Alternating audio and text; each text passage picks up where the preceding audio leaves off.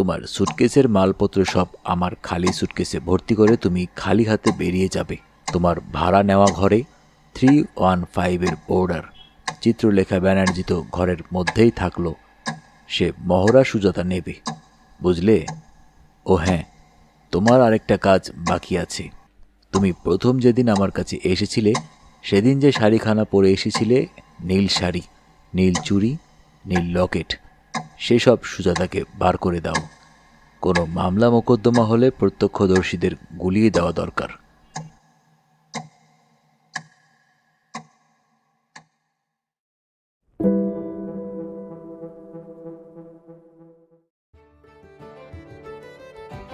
আসসালামু আলাইকুম। আপনারা শুনছেন অডিও বুক বাই হাসান।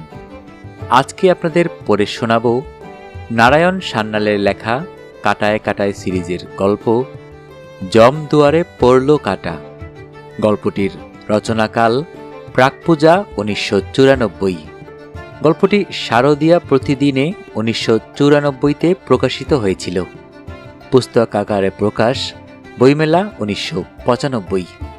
বইটির প্রচ্ছদ শিল্পী ছিলেন খালেদ চৌধুরী। বইটির প্রচ্ছদ আলোকচিত্র করেছেন প্রসেনজিৎ দাশগুপ্ত। বইটির অলঙ্করণ করেছেন সন্দীপন ভট্টাচার্য ও অলকানন্দা সেনগুপ্ত। এই বইটি লেখক উৎসর্গ করেছেন তারাপ্রসাদ শিকদার এবং সুস্মিতা শিকদার, বাঁকুড়াকে। এই বইটির কৈফিয়ত পৃষ্ঠায় লেখক লিখেছেন, নাকচম্পার ট্রায়াল বলটিকে এলেবেলে বলে ধরে নিলে এটি কাটা সিরিজের ১৬০তম কণ্টক। এই গোয়েন্দা গল্পগুলির গোমুখে কি আছে সে কথা নতুন করে বলার অপেক্ষা রাখে না। শরদিন্দুর অনুসরণে বলা যায় এগুলি হিন্দের বন্দী। তাহলে শুনতে থাকুন নারায়ণ সান্যালের বিখ্যাত কাটায় কাটায় সিরিজের গল্প জমদুয়ারে পড়ল কাটা। আজকে শুনবেন গল্পটির প্রথম পর্ব।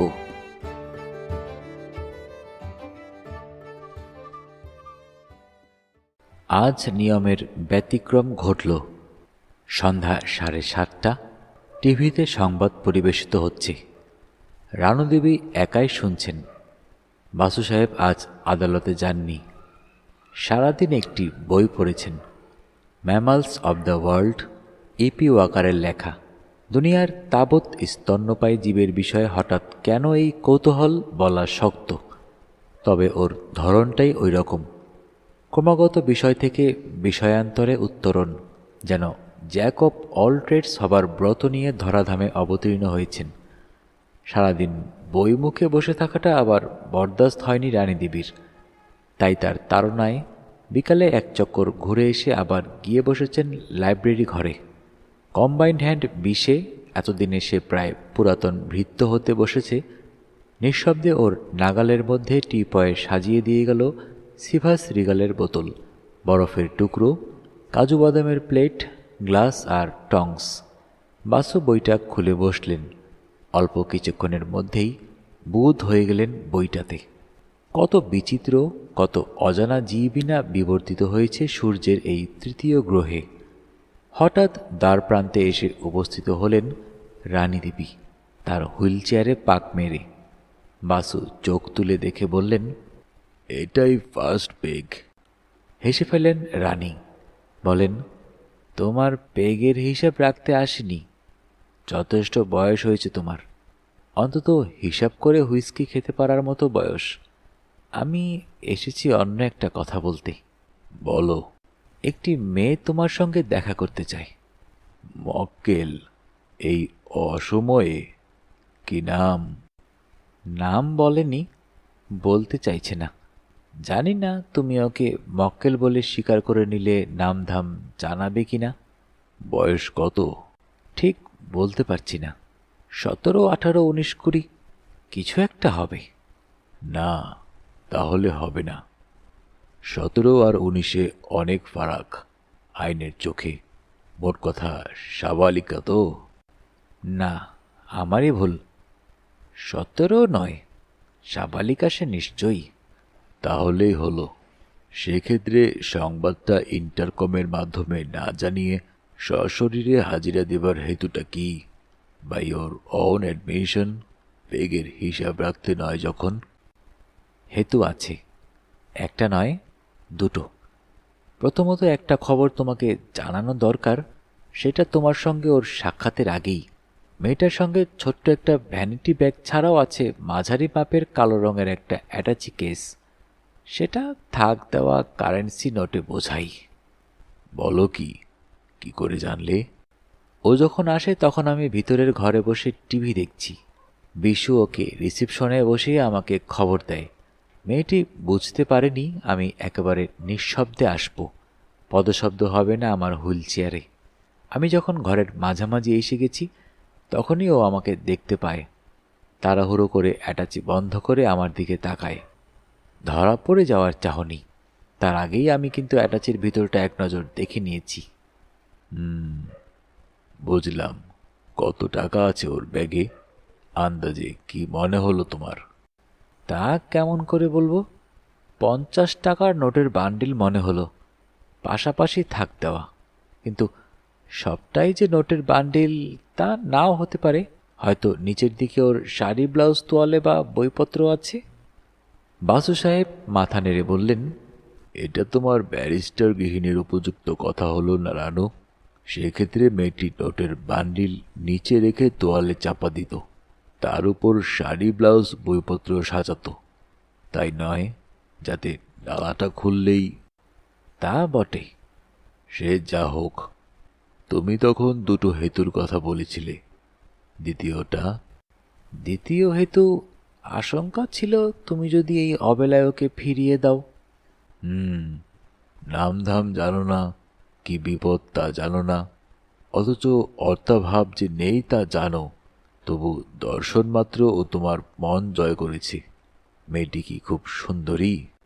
না, তবে নিষ্পাপ সরল চেহারা, ভারী মিষ্টি দেখতে। শুধু তাতেই? এবার রানীর নয়ন নত হল। মেদিনী নিবদ্ধ দৃষ্টিতে বললেন, হ্যাঁ তাতেই। ওর বয়সটা যে। মাঝপথেই থেমে গেলেন। বাসু কুঞ্চিত ভ্রুভঙ্গে সওয়াল করলেন, বয়সটা কি? সে তো 18-19। নতনেত্রেই নিম্ন কণ্ঠে জবাব দিলেন রানী। এই হুইল চেয়ারটা যদি এ বাড়িতে আদৌ না আসতো তাহলে আজ ওই বিশেষ বয়সের একটি মেয়ে। বিদ্যুৎ স্পৃষ্টের মতো লাফ দিয়ে উঠে দাঁড়ান বাসু সাহেব। দুহাতে রানীর দুটি বাহুমূল চেপে ধরে বলেন, আই এম সরি। না না, এতে সরি হবার কি আছে? আছে রানু, আছে। এবার আমি বোকার মতো প্রশ্নটা করে বসেছি। ব্যারিস্টার গৃহিণীর স্বামীর উপযুক্ত নয় ওই প্রশ্নটা। আমার আন্দাজ করা উচিত ছিল। কেন তোমার এই চঞ্চলতা? চলো যাই, দেখি মেয়েটি কি বিপদে পড়ে অসময়ে ছুটে এসেছে। মাছের কাটায় এ প্রসঙ্গের ব্যাখ্যা আছে। প্রায় 10 বছর আগে যে দুর্ঘটনায় রানীদেবী পঙ্গু হয়ে যান, সেই দুর্ঘটনাতেই নিহত হয়েছিল এদের কিশোরী কন্যা মিঠু, একমাত্র সন্তান। লাইব্রেরি ঘরে সিভাস রিগালের বোতলটার পাদমূলে উপর করে পড়ে থাকলো এই দুনিয়ার যাবতীয় স্তন্যপায়ী প্রাণী, যারা একটি স্বাধিকার প্রমত্ত দ্বিপদী প্রজাতির উৎপীড়নে অবলুপ্তির মহানেপথ্যে ডোডো ডাইনোসরদের সমগোত্রীয় হতে চলেছে। বাসু সাহেব তার সহধর্মিনীর হুইল চেয়ারটা ঠেলতে ঠেলতে এগিয়ে চললেন বাইরের ঘরের দিকে। রিসেপশনের কাছাকাছি এসে রানীর চাকা চেয়ারের পিঠ থেকে হাত দুটি সরিয়ে নিলেন। বললেন, যাও, ওকে পাঠিয়ে দাও। চেম্বারে ঢুকে নিজের চেয়ারে গিয়ে বসলেন। রানী চেয়ারে পাক মেরে এগিয়ে গেলেন রিসেপশন কাউন্টারের কাছে। একটু পরেই বাইরের দিক থেকে ঘরে ঢুকলো একটি তরুণী। ঠিকই আন্দাজ করেছিলেন রানী, বছর 20 কাছাকাছি তার বয়স। হালকা কোবাল্ট ব্লু রঙের সিনথেটিক শাড়ি, সঙ্গে একই রঙের ম্যাচ করা হাফহাতা ব্লাউজ, ওই রঙেরই টিপ, দুল এবং গলায় হারের লকেট। এত খুঁটিয়ে সচরাচর দেখেন না বাসু মেয়েদের সাজ পোশাক। আজ ওকে দেখেই ওর মনে পড়ে গেল মেয়েটি গেন্সবরো ব্লু বয়ের স্ত্রীয়াম ই ব্লু গার্ল, তাই এত খুঁটিয়ে দেখা। বাসুর নির্দেশে মেয়েটি দর্শনার্থীদের নির্দিষ্ট একটি চেয়ার দখল করে বসল। অ্যাটাচি পাশে নামিয়ে রাখল না, রাখল কোলের ওপর। বাসু বলেন, বলো মা, আমি কিভাবে তোমাকে সাহায্য করতে পারি? কিভাবে শুরু করবে ও বোধহয় স্থির করে উঠতে পারছিল না। হঠাৎ মন স্থির করে বলে ওঠে, দেখুন, একটি বিশেষ কারণে আমি নিরুদ্দেশ হয়ে যেতে চাই। আমি চাই না আমার পরিচিত আত্মীয় স্বজন বন্ধুবান্ধব। বাক্যটা ওর শেষ হয় না। বাসু মাঝপথেই বলে ওঠেন, নিরুদ্দেশ না নিখোঁজ? আগে নিরুদ্দেশ মানে উদ্দেশ্যবিহীন, বাউন্ডুলের মতো। খ্যাপা যেমন পরশ পাথর খুঁজে ফিরিত, ঠিক সেভাবে নয়। কারণ খ্যাপার লক্ষ্য ছিল স্থির, পরশ পাথর। তুমি বোধহয় বিশেষ উদ্দেশ্য নিয়ে নিখোঁজ হতে চাইছ, নিরুদ্দেশ নয়। ওই যাদের ফটো টিভিতে দেখানো হয়, ভবানী ভবনের মিসিং স্কোয়াডে খবর দেবার আবেদন জানিয়ে, তাই নয়। জবাবে মেয়েটি যা বলল তা ভিন্ন প্রসঙ্গ। এক গ্লাস জল খাবো। খাবে নয়, পান করবে। জলটা খাদ্য নয়। দিচ্ছি। বেলের আওয়াজ শুনে বিশু এলো। পরক্ষণেই আদেশ মতো নিয়ে এলো এক গ্লাস জল। রানীদেবীর ট্রেনিংয়ে কায়দা মাফিক, অর্থাৎ নিচের ট্রে, উপরে ডিশ দিয়ে ঢাকা। মেয়েটির শুকিয়ে ওঠা কণ্ঠনালী স্বাভাবিক হবার পর বাসু প্রশ্ন করেন, কি নাম? কার? আমার? না তো কি, যার আতঙ্কে নিখোঁজ হতে চাইছ তার? মেয়েটি নতনয়নে বললে, আমার নামটা জানাতে অসুবিধা আছে। তা তো হতেই পারে। সেক্ষেত্রে তোমাকে মক্কেল বলে মেনে নিতে আমারও অসুবিধা আছে। তুমি এসো মা। মেয়েটি রীতিমতো ভয় পেয়ে যায়। বলে, আমার আশঙ্কা ছিল এই ক্লায়েন্টের নাম ঠিকানা জানা না থাকলে আপনি আমার কেস নেবেন না। কিন্তু একটু ভেবে দেখুন স্যার, আমি যদি শিখা দত্তের মতো একটা বানানো নাম ঠিকানা আপনাকে দিতাম, তাহলে আপনি নিশ্চয়ই আমার কাছ থেকে একটা রিটেইনার নিতেন, মক্কেল বলে স্বীকার করতেন, তারপর মিথ্যে নাম ঠিকানার জন্য সময় নষ্ট করতেন। শিখা দত্তকে? কার কথা বলছো? বাহ, ছন্দারায়, কৌতূহলী কোণের কাটায়। বাসুকে মনে মনে স্বীকার করতে হলো মেয়েটি সওয়াল জবাবে পোক্ত। প্রথম ওভারের ইনসুইঙ্গারে ঘাবড়ে গেছিল বটে, কিন্তু আনাড়ি ব্যাটসম্যান ও নয়। বললেন, অলরাইট, বলো, কি তোমার বিপদ? বিশ্বাস করুন স্যার, আমি কোনো অন্যায় করিনি, না ধর্মত না আইনত। কিন্তু বিশেষ কারণে কোনো একজন ধুরন্ধর লোক আমাকে ফাঁদে ফেলতে চাইছে, আমাকে পুলিশে ধরিয়ে দিতে চাইছে। পুলিশে তোমাকে ধরতে পারে কোনো একটি বিশেষ অপরাধের চার্জে। তা তুমি সেটা করে থাকো বা নাই করো, অপরাধটা কি জাতীয়তা আন্দাজ করতে পারছো? ধরুন খুন। ধরুন খুন। তার মানে পুলিশে তোমাকে কোন অপরাধের আসামি হিসেবে খুঁজছে তাও তুমি জানো না? কোনো অপরাধ আদৌ সংঘটিত হয়েছে কিনা সেটুকু অন্তত জানো কি? আগে না। সেটা এমবেজমেন্ট হতে পারে কি?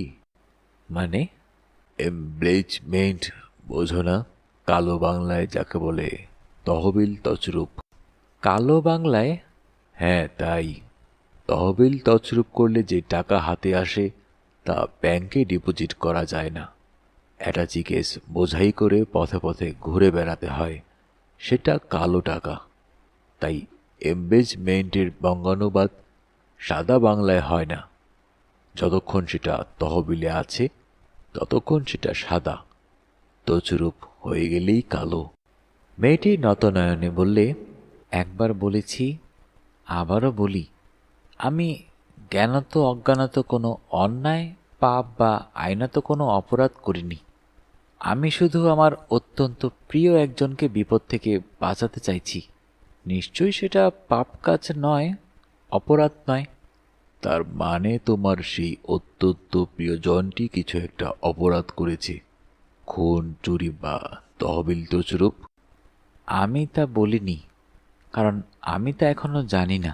আমার পিছনে যে অদৃশ্য শয়তানি শক্তি কাজ করে চলেছে, আমার বিশ্বাস তার পিছনেও সেই অশুভ শক্তি একই উদ্দেশ্যে কাজ করে চলেছে। অলরাইট, তুমি আমার কাছে কি জাতীয় সাহায্য চাইছো? আমার ষষ্ঠ ইন্দ্রিয় বলছে আমি অবিলম্বেই কোনো একটা ফাঁদে পড়ে যাব, আমাকে পুলিশে গ্রেপ্তার করবে। তৎক্ষণাৎ আমি আপনার সাহায্য চাইব, তাই কিছু অগ্রিম রিটেইনার দিয়ে যেতে চাই। মিথ্যা অভিযোগে মানে ওদের শয়তানিতে যদি ধরা পড়ি, তাহলে যেন বলতে পারি আপনি আমার অ্যাটর্নি। আপনার অনুপস্থিতিতে কারো কোনো প্রশ্নের জবাব আমি দেব না। বাসু জানতে চান, তুমি বিবাহিত? না স্যার। তা তুমি আমার সাহায্য যখন টেলিফোনে চাইবে, তখন আমি কেমন করে বুঝবো যে তুমি টেলিফোনের ও প্রান্তে আছো?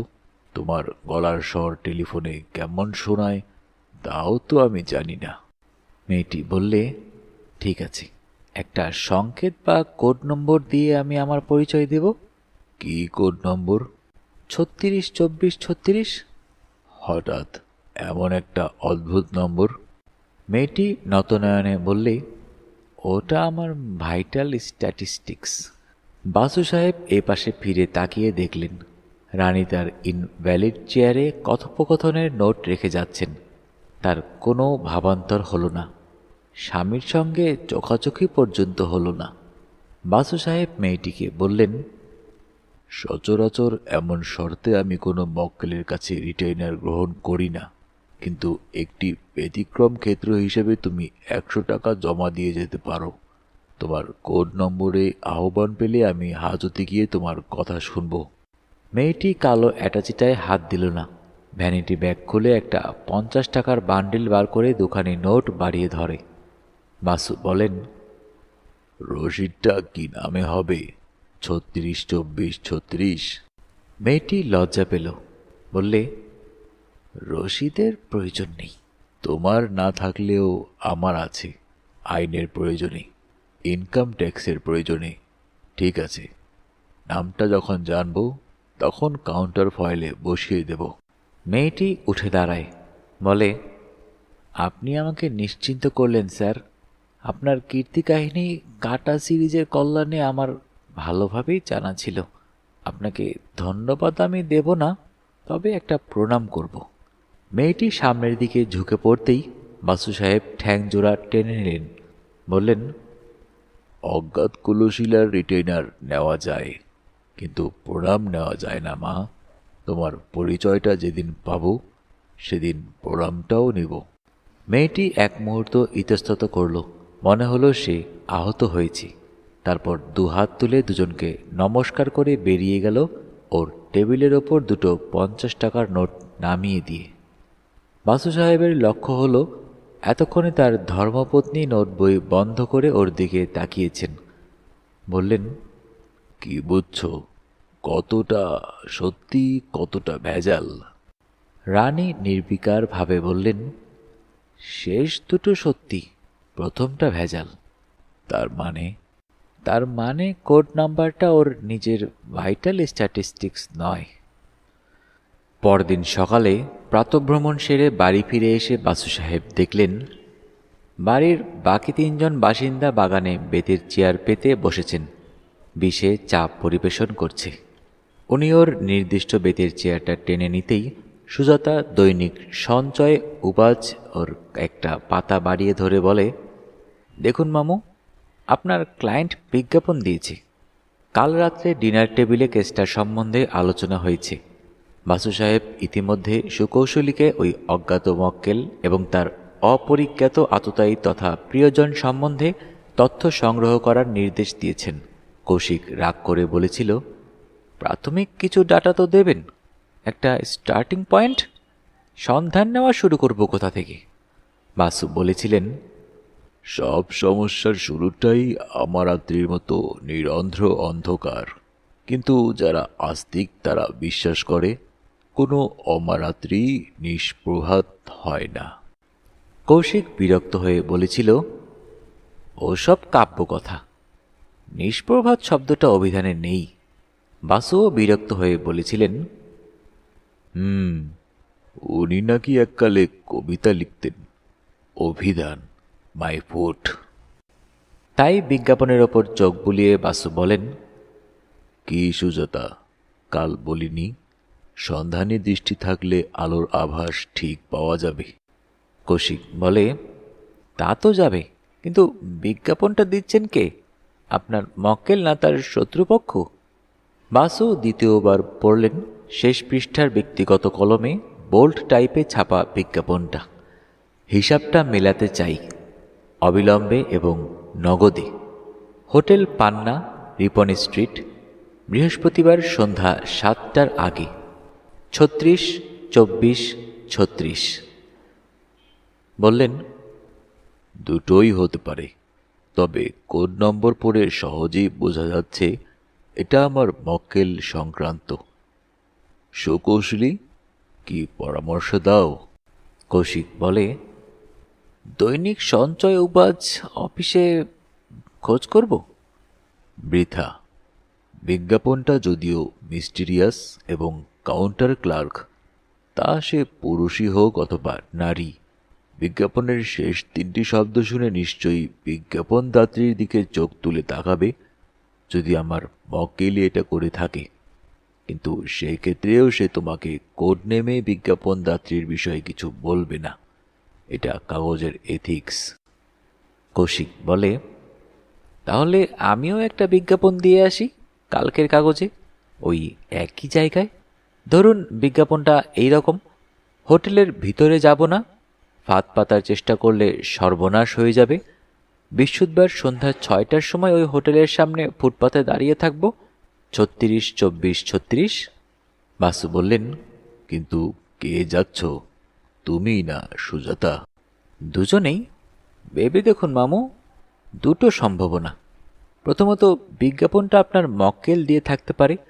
সেক্ষেত্রে ধরে নিতে হবে যে অ্যাটাচি ভর্তি টাকা নিয়ে সে হোটেল পান্নায় অপেক্ষা করছে ব্ল্যাকমেল মেটাতে।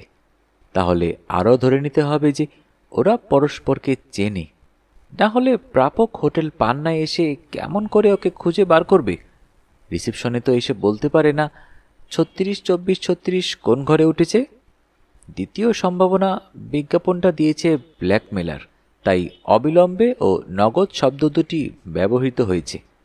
সেক্ষেত্রে ধরে নিতে হবে আপনার মক্কেল তাকে চেনে, কিন্তু ঠিকানা জানে না, তাই রিপন স্ট্রিটের হোটেল পান্না এসে দিন কয়েক ব্ল্যাকমেলারকে থাকতে হচ্ছে। বাসু বললেন, তোমার যুক্তিটা ঠিকই আছে, তবে সময়টা বদলে নাও। বৃহস্পতিবার সন্ধ্যা 6টার বদলে করো বেলা 11:07 IST। বুঝেছি, সন্ধ্যা 6টায় হোটেলের গেটে অনেক লোকজন থাকবে। বেলা 11:07 হলে মানুষটাকে চিহ্নিত করা সহজ হবে, সে স্ত্রীলোকই হোক অথবা পুরুষ। এই মতোই ব্যবস্থা হলো। দুপুরে বাসু সাহেবের একটা আরবিট্রেশন মামলা ছিল নিজের বাড়িতেই, আদালতে যেতে হয়নি। সন্ধ্যায় কৌশিক ফিরে এসে খবর দিল, রিপন স্ট্রিটের হোটেল পান্না মোটামুটি খানদানি পান্থশালা। 6 তলা বাড়ি, লিফট আছে, বারও আছে। দৈনিক সঞ্চয় উবাচ অফিসেও গিয়েছিল। পূর্ববর্তী বিজ্ঞাপনদাতার কোনো পাত্তা পায়নি, তবে সে নিজে যে বিজ্ঞাপনটি দিয়েছে তার কপিটা দেখালো। 36, 24, 36। হোটেলের ভিতরে নয়, হোটেলের সামনে ট্যাক্সিতে অপেক্ষা করব। বৃহস্পতিবার বেলা 11টা থেকে 11:05। একা আসা চাই, তুমি জানো কে। বৃহস্পতিবার সকাল 10:30 নাগাদ সুজাতা এসে পৌঁছালো রিপন স্ট্রিটের হোটেল পান্নায়। ঠিক 11:45 সে হোটেল লাউঞ্জে ঢুকে রিসেপশন কাউন্টারের কাছাকাছি সোফা দখল করে একটা পেপার ব্যাগ খুলে বসল। কাউন্টার ক্লার্কের সঙ্গে ওর চোখাচোখি হলো। সুজাতা বারে বারে তার মণিবন্ধের দিকে তাকাতে থাকে। ভাবখানা, হোটেল লাউঞ্জে 11:15 নাগাদ কারোর সঙ্গে তার জরুরি অ্যাপয়েন্টমেন্ট আছে। কৌশিক এলো আলাদা একটা ট্যাক্সি নিয়ে, ঠিক 11:05 তার পরনে গ্রে রঙের স্যুট, চোখে কালো চশমা, মাথায় টুপি এবং তার কানাতটা এমনভাবে নামানো যাতে মুখটা ভালো দেখা যায় না। কৌশিক বসেছে পিছনের সিটে। ড্রাইভারকে বলেছে, হোটেলের ঠিক সামনে ট্যাক্সিটা পার্ক করতে। ট্যাক্সিটা ঠিক হোটেলের সামনে পার্ক করা গেল না, কারণ আগে থেকেই সেখানে একটা অ্যাম্বাসেডর পার্ক করা, তার পিছনে একটা মারুতি। অগত্যা গেট থেকে একটু দূরে গাড়িটা পার্ক করে ট্যাক্সি ড্রাইভার জানতে চাইল কতক্ষণ অপেক্ষা করতে হবে। কৌশিক ওর দিকে একটা 10 টাকার নোট বাড়িয়ে ধরে বলে, এটা তোমার মিটারের ওপর। ট্যাক্সি ড্রাইভার নোটখানা বুক পকেটে রেখে একটা সিগারেট ধরায়। এতক্ষণে সওয়ারির সাজ পোশাকের দিকে তার নজর যায়। 007 মার্কা কিছু পিকচার নিশ্চয়ই তার দেখা আছে। সে মনে মনে খুশি হয়। 11টা বাজল। হোটেল থেকে বেশ কিছু লোক বাইরে এলো, কিছু ঢুকলো। গাড়ির পাশ দিয়ে 2-4 জন যাতায়াত করছে। কেউ যে ওকে বিশেষ নজর করছে তা মনে হলো না কৌশিকের। মিনিট তিনিকের মধ্যেই ওর লক্ষ্য হলো একটি বিশেষ তরুণীকে। ট্যাক্সিটার পাশ দিয়ে সে তৃতীয়বার যখন হেঁটে গেল, বর্ণনা শোনাই ছিল। কৌশিকের চিনতে অসুবিধা হলো না। মেয়েটি কিন্তু ট্যাক্সিটার কাছে এগিয়ে এলো না। কৌশিকও কোনো সাড়া দিল না। চতুর্থবার ট্যাক্সিটার পাশ দিয়ে যাবার সময় সে বেশ কাছে ঘনিয়ে এলো। তাকিয়ে দেখল ট্যাক্সিটার পিছনের একক যাত্রীটির দিকে, কিন্তু হয়তো যাকে খুঁজছে সে নয়। একথা বুঝে নিয়ে দূরে সরে গেল। ফুটপাতের স্টলওয়ালার দোকানে কিছু মাসিকপত্র নাড়াচাড়া করতে থাকে। কৌশিক বুঝল ও ভয় পেয়েছে, যোগাযোগ করবে না। যতক্ষণ কৌশিক ট্যাক্সি নিয়ে চলে না যাচ্ছে, মেয়েটি ততক্ষণ স্টল ছেড়ে নড়বে না। অগত্যা কৌশিক মন স্থির করে। ট্যাক্সি ড্রাইভারকে নির্দেশ দেয় পার্ক স্ট্রিটের দিকে যেতে। ট্যাক্সিটা দৃষ্টিপথের বাইরে যাওয়ার পরেও মেয়েটি দাঁড়িয়ে রইল ম্যাগাজিন স্টলে। ট্যাক্সির নম্বরটা সে নিশ্চয়ই দেখে রেখেছে। মিনিট 5 মধ্যে সেই নম্বরই ট্যাক্সিটা ফিরে এলো না দেখে সে হোটেলে ফিরে গেল। রিসেপশন কাউন্টারে গিয়ে একটা চাবি চাইল। কাউন্টার ক্লার্ক পিছনের বোর্ড থেকে একটা চাবি পেরে নামালো। চাবিটা নিয়ে মেয়েটি এলিভেটরের দিকে এগিয়ে গেল। লিফটটা উপরে উঠতে শুরু করতেই সুজাতা এগিয়ে গেল কাউন্টারের দিকে। কত নম্বর চাবি মেয়েটি নিয়েছে তা সে দূর থেকে দেখতে পায়নি, কিন্তু পেরেকটা চিহ্নিত করছে।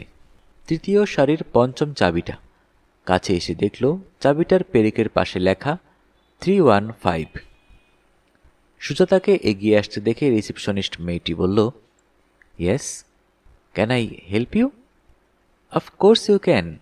এখনই যিনি 315 নম্বর চাবিটা নিয়ে গেলেন উনি কি শকুন্তলা চ্যাটার্জি, গ্যানন অ্যান্ড ডাঙ্কলের ডক্টর সামন্তের পার্সোনাল সেক্রেটারি? কাউন্টার ক্লার্ক সুজাতাকে আপাতমস্তক ভালো করে দেখে নিয়ে বলল, আপনি অনেকক্ষণই হোটেল লাউঞ্জে বসে আছেন কেন বলুন তো? সুজাতা মিষ্টি করে হাসল, বলল, এক কথায় তার জবাব চাকরির সন্ধানে। মিস চ্যাটার্জিকে আমি চাক্ষুষ কখনো দেখিনি। উনি 11টা নাগাদই হোটেলে আমাকে আসতে বলেছিলেন। রুম নম্বর কত তাও বলেননি। বলেছিলেন রিসেপশনে এসে অপেক্ষা করতে, উনি ডেকে নেবেন 10:30 থেকে 11টার মধ্যে। I see. তাহলে আপনার কেন মনে হলো যে উনি? মুখের কথাটা কেড়ে নিয়ে সুজাতা বললে, ওর বর্ণনা শুনেছি। ওদের অ্যানুয়াল সোশ্যালে তোলা গ্রুপ ফটোতে ওর ছবিও দেখেছি। অবশ্য গ্রুপ ফটো তো খুব ছোট মাপের। মেয়েটির বিশ্বাস হলো। রেজিস্ট্রার হাতড়ে বললে, আই এম সরি, ওর নাম শকুন্তলা চ্যাটার্জি নয়, চিত্রলেখা ব্যানার্জি, রাঢ়ী ব্রাহ্মণ। শুধু এটুকুই মিলেছে। সুজাতার মুখটা ম্লান হয়ে যায়। ধন্যবাদ জানিয়ে সে চলে আসতে যায়। কাউন্টার ক্লার্ক ওকে অপেক্ষা করতে বলে। মেয়েটি সত্যিই ভালো। রেজিস্টারে বেশ কিছুক্ষণ ধরে খোঁজাখুঁজি করে বলল, আমি দুঃখিত, শকুন্তলা চ্যাটার্জি নামে কোনো বোর্ডার এখন এই হোটেলে নেই। পুনরায় ধন্যবাদ জানিয়ে সুজাতা বিদায় হল। পূর্ব পরিকল্পনা মতো পার্ক স্ট্রিটের পিটার ক্যাট হোটেলে এসে কৌশিকের সঙ্গে দেখা করল সুজাতা। সব কথা জানালো। দুজনে মধ্যাহ্ন আহার সেরে নেয়।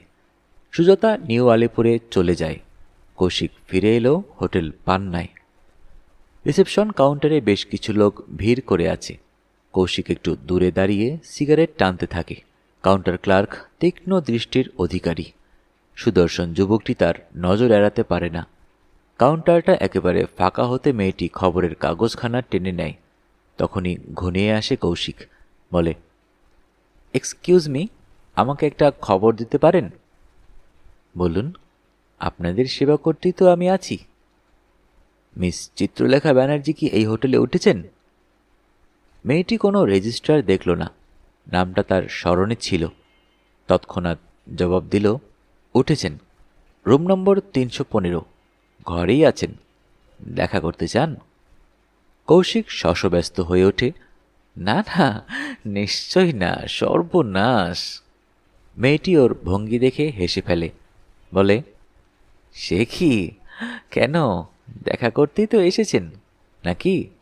কৌশিক তার জ্বলন্ত সিগারেটের দিকে তাকিয়ে বলল, কিভাবে আপনাকে বোঝাবো বুঝে উঠতে পারছি না, মানে আমাদের মধ্যে একটু বলি না, মিস আন্ডারস্ট্যান্ডিং হয়েছে।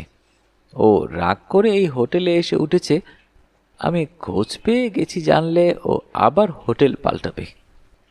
মেয়েটির মজা লাগে, জানতে চায়, মিস ব্যানার্জি আপনার আত্মীয়? কৌশিক সলজ্জে বলে, এখনো হয়নি, কিন্তু নিকট আত্মীয় যাতে হয় সেই চেষ্টাতেই তো প্রাণপাত করছি। তাই বুঝি? তা বাধাটা কোথায়? কৌশিক চোখ বড় বড় করে বলে, বাধা এক ছুরি। 1 নম্বর, আমি বামুন নই, কায়েত। 2 নম্বর, চিত্রার মা, তিনি আমাকে দু চোখে দেখতে পারেন না। কিন্তু কেন? আপনি তো তেমন কুৎসিত নন।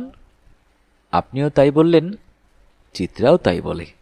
আমি দেখতে ভালোই, কিন্তু আমার রোজগার যে ডাক্তার গাঙ্গুলির মতো নয়।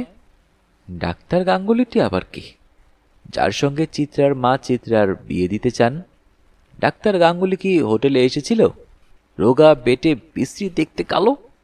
মেয়েটি খিলখিল করে হেসে ওঠে, বলে, তা তো আমি জানি না, তবে শিলিগুড়ির একজন ডাক্তারবাবুকে উনি ফোন করেছিলেন।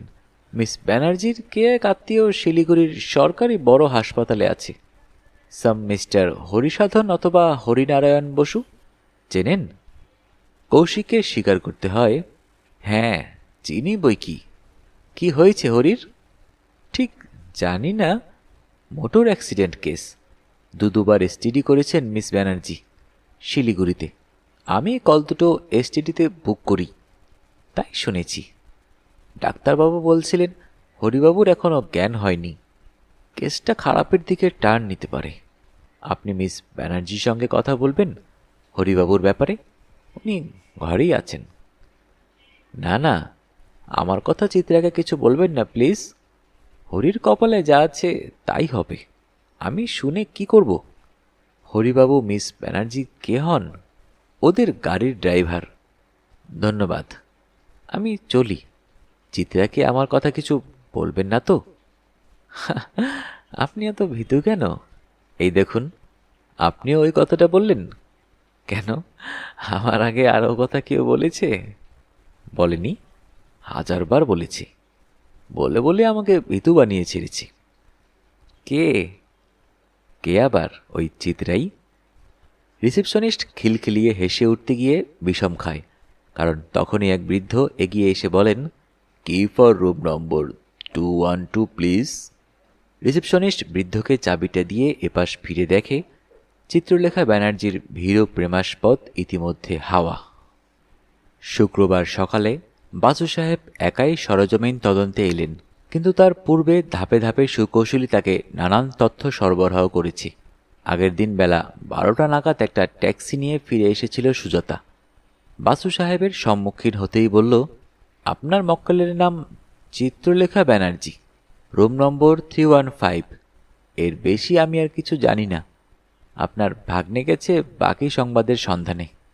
বাসু বললেন, তুমি কেমন করে জানলে ওর নাম চিত্রলেখা বন্দ্যোপাধ্যায়? রানী বাধা দিয়ে বলে ওঠেন, ওসব কথা পরে, তুমি খেতে এসো সুজাতা। সুজাতা বলে, আমি লাঞ্চ করে এসেছি মামিমা। কৌশিক এলো বেশ রাত করে, আরও খবর সংগ্রহ করি। না, মেয়েটির নাম চিত্রলেখা নয়, পদবীও ব্যানার্জি নয়, বসু। হোটেলে এসে ছদ্মনাম লিখিয়েছে, ওর নাম চৈতালি বসু। বাসু জানতে চাইলেন, ও যে চিত্রলেখা বন্দ্যোপাধ্যায় নয়, চৈতালি বসু, এটা জানলে কি করে? কৌশিক তার অভিজ্ঞতা বিস্তারিত জানায়। হোটেল পান্না থেকে বের হয়ে সে একটা ফোন বুথ থেকে ওর শিলিগুড়ির লিঙ্ক ম্যানকে ফোন করে। সুকৌশলী এখন পশ্চিমবঙ্গের অনেকগুলি শহরে এ জাতীয় লিঙ্ক ম্যান রেখেছে। তাতে দৌড়াদৌড়িটা কমে এবং খরচও কম হয়। কৌশিকের ফোন পেয়ে সুকৌশলীর শিলিগুড়ির এজেন্ট হাসপাতালে গিয়ে সবকিছু জেনে এসে ওকে বিস্তারিত জানিয়েছে। হাসপাতালে ডক্টর সামন্তের চিকিৎসাধীনে যে রোগীটি মৃত্যুর সঙ্গে লড়াই করছে তার নাম হরিমোহন বসু। শিলিগুড়ির প্রখ্যাত জৈন কিউরিও এক্সপোর্ট অ্যান্ড ইম্পোর্ট কোম্পানির একজন দক্ষ কর্মী। বছর 20 বয়স। দিন কয়েক আগে অফিসের কি একটা কাজে, কি কাজ তা অফিসের কেউ বলতে পারল না, কলকাতা যাবার জন্য তৈরি হয়। মালপত্র গুছিয়ে রেখে সন্ধ্যাবেলা সদর দরজায় তালা দিয়ে সে ট্যাক্সি ডাকতে বেরিয়েছিল। রাস্তায় এক মদ্যপ ড্রাইভার পিছন থেকে ওকে ধাক্কা মারে। পালাতে পারেনি, ধরা পড়ে। পাড়ার লোকেরাই হরিমোহনকে হাসপাতালে পৌঁছে দেয়। হরিমোহন একটি 2 কামরার বাড়িতে থাকত তার যমজ বোনকে নিয়ে। সে অবিবাহিত, বোনও তাই। বাবা মা বা আর কোনো ভাই বোন নেই। ওর বোনও একই কোম্পানিতে কাজ করে। সন্ধ্যাবেলা বাড়ি ফিরে সদরের তালা খোলার আগেই প্রতিবেশীদের কাছে দুর্ঘটনার খবর পায়। ছোটে হাসপাতালে। অফিসের খবর, ওর বোন চৈতালি ছুটিতে আছে যমজ ভাইয়ের দেখাশোনা করার জন্য। অথচ হাসপাতালের খবর, চৈতালি ভিজিটিং আওয়ারে দেখা করতে আসছে না। কেন তা কেউ জানে না। সুকৌশলীর এজেন্ট হরিমোহনের ঘনিষ্ঠ বন্ধুর পরিচয়ে খোঁজ নিয়ে জেনেছে চৈতালি বসু আজ 3 দিন রাত্রে তালা খুলে বাড়ি ঢোকেনি। সম্ভবত সে দ্বিতীয়বার হরিমোহনের অফিসে খোঁজ নিতে গিয়েছিল, ঢুকতে পারেনি। গুজব, ক্যাশ সেফ থেকে বিরাট একটা টাকার অঙ্ক কি করে বুঝি তছরূপ হয়েছে। কত টাকা তা তখনও জানা যায়নি। অ্যাকাউন্টেন্ট বাবু মালিকের সঙ্গে বসে ক্যাশ মেলাচ্ছেন।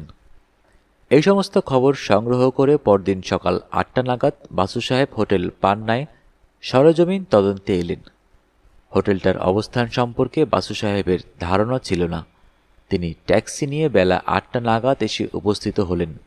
রিসিপশন কাউন্টারে এসে দেখলেন এক প্রৌঢ়া অ্যাংলো ইন্ডিয়ান মহিলা বসে আছেন। তার কাছে জানতে চান, আপনাদের হোটেলে মিস চিত্রলেখা ব্যানার্জি নামে একজন বোর্ডার আছেন কি? রিসিপশনিস্ট বললেন, জাস্ট আ মোমেন্ট স্যার। একটা রেজিস্ট্রারে চোখ বুলিয়ে বললেন, yes, room 315। Would you kindly announce me please? মহিলাটি ইংরেজিতে জানতে চান, কি নাম বলবো? নাম বললে উনি আমাকে চিনতে পারবেন না। ওর একটা ম্যাচিওর্ড ইন্স্যুরেন্স পলিসির ক্লেম কেসের বিষয়ে কথা বলতে এসেছি। পলিসি নম্বরটা ওকে বললেই ওর মনে পড়বে, 362436। প্রৌঢ়া একটু অবাক হলেন।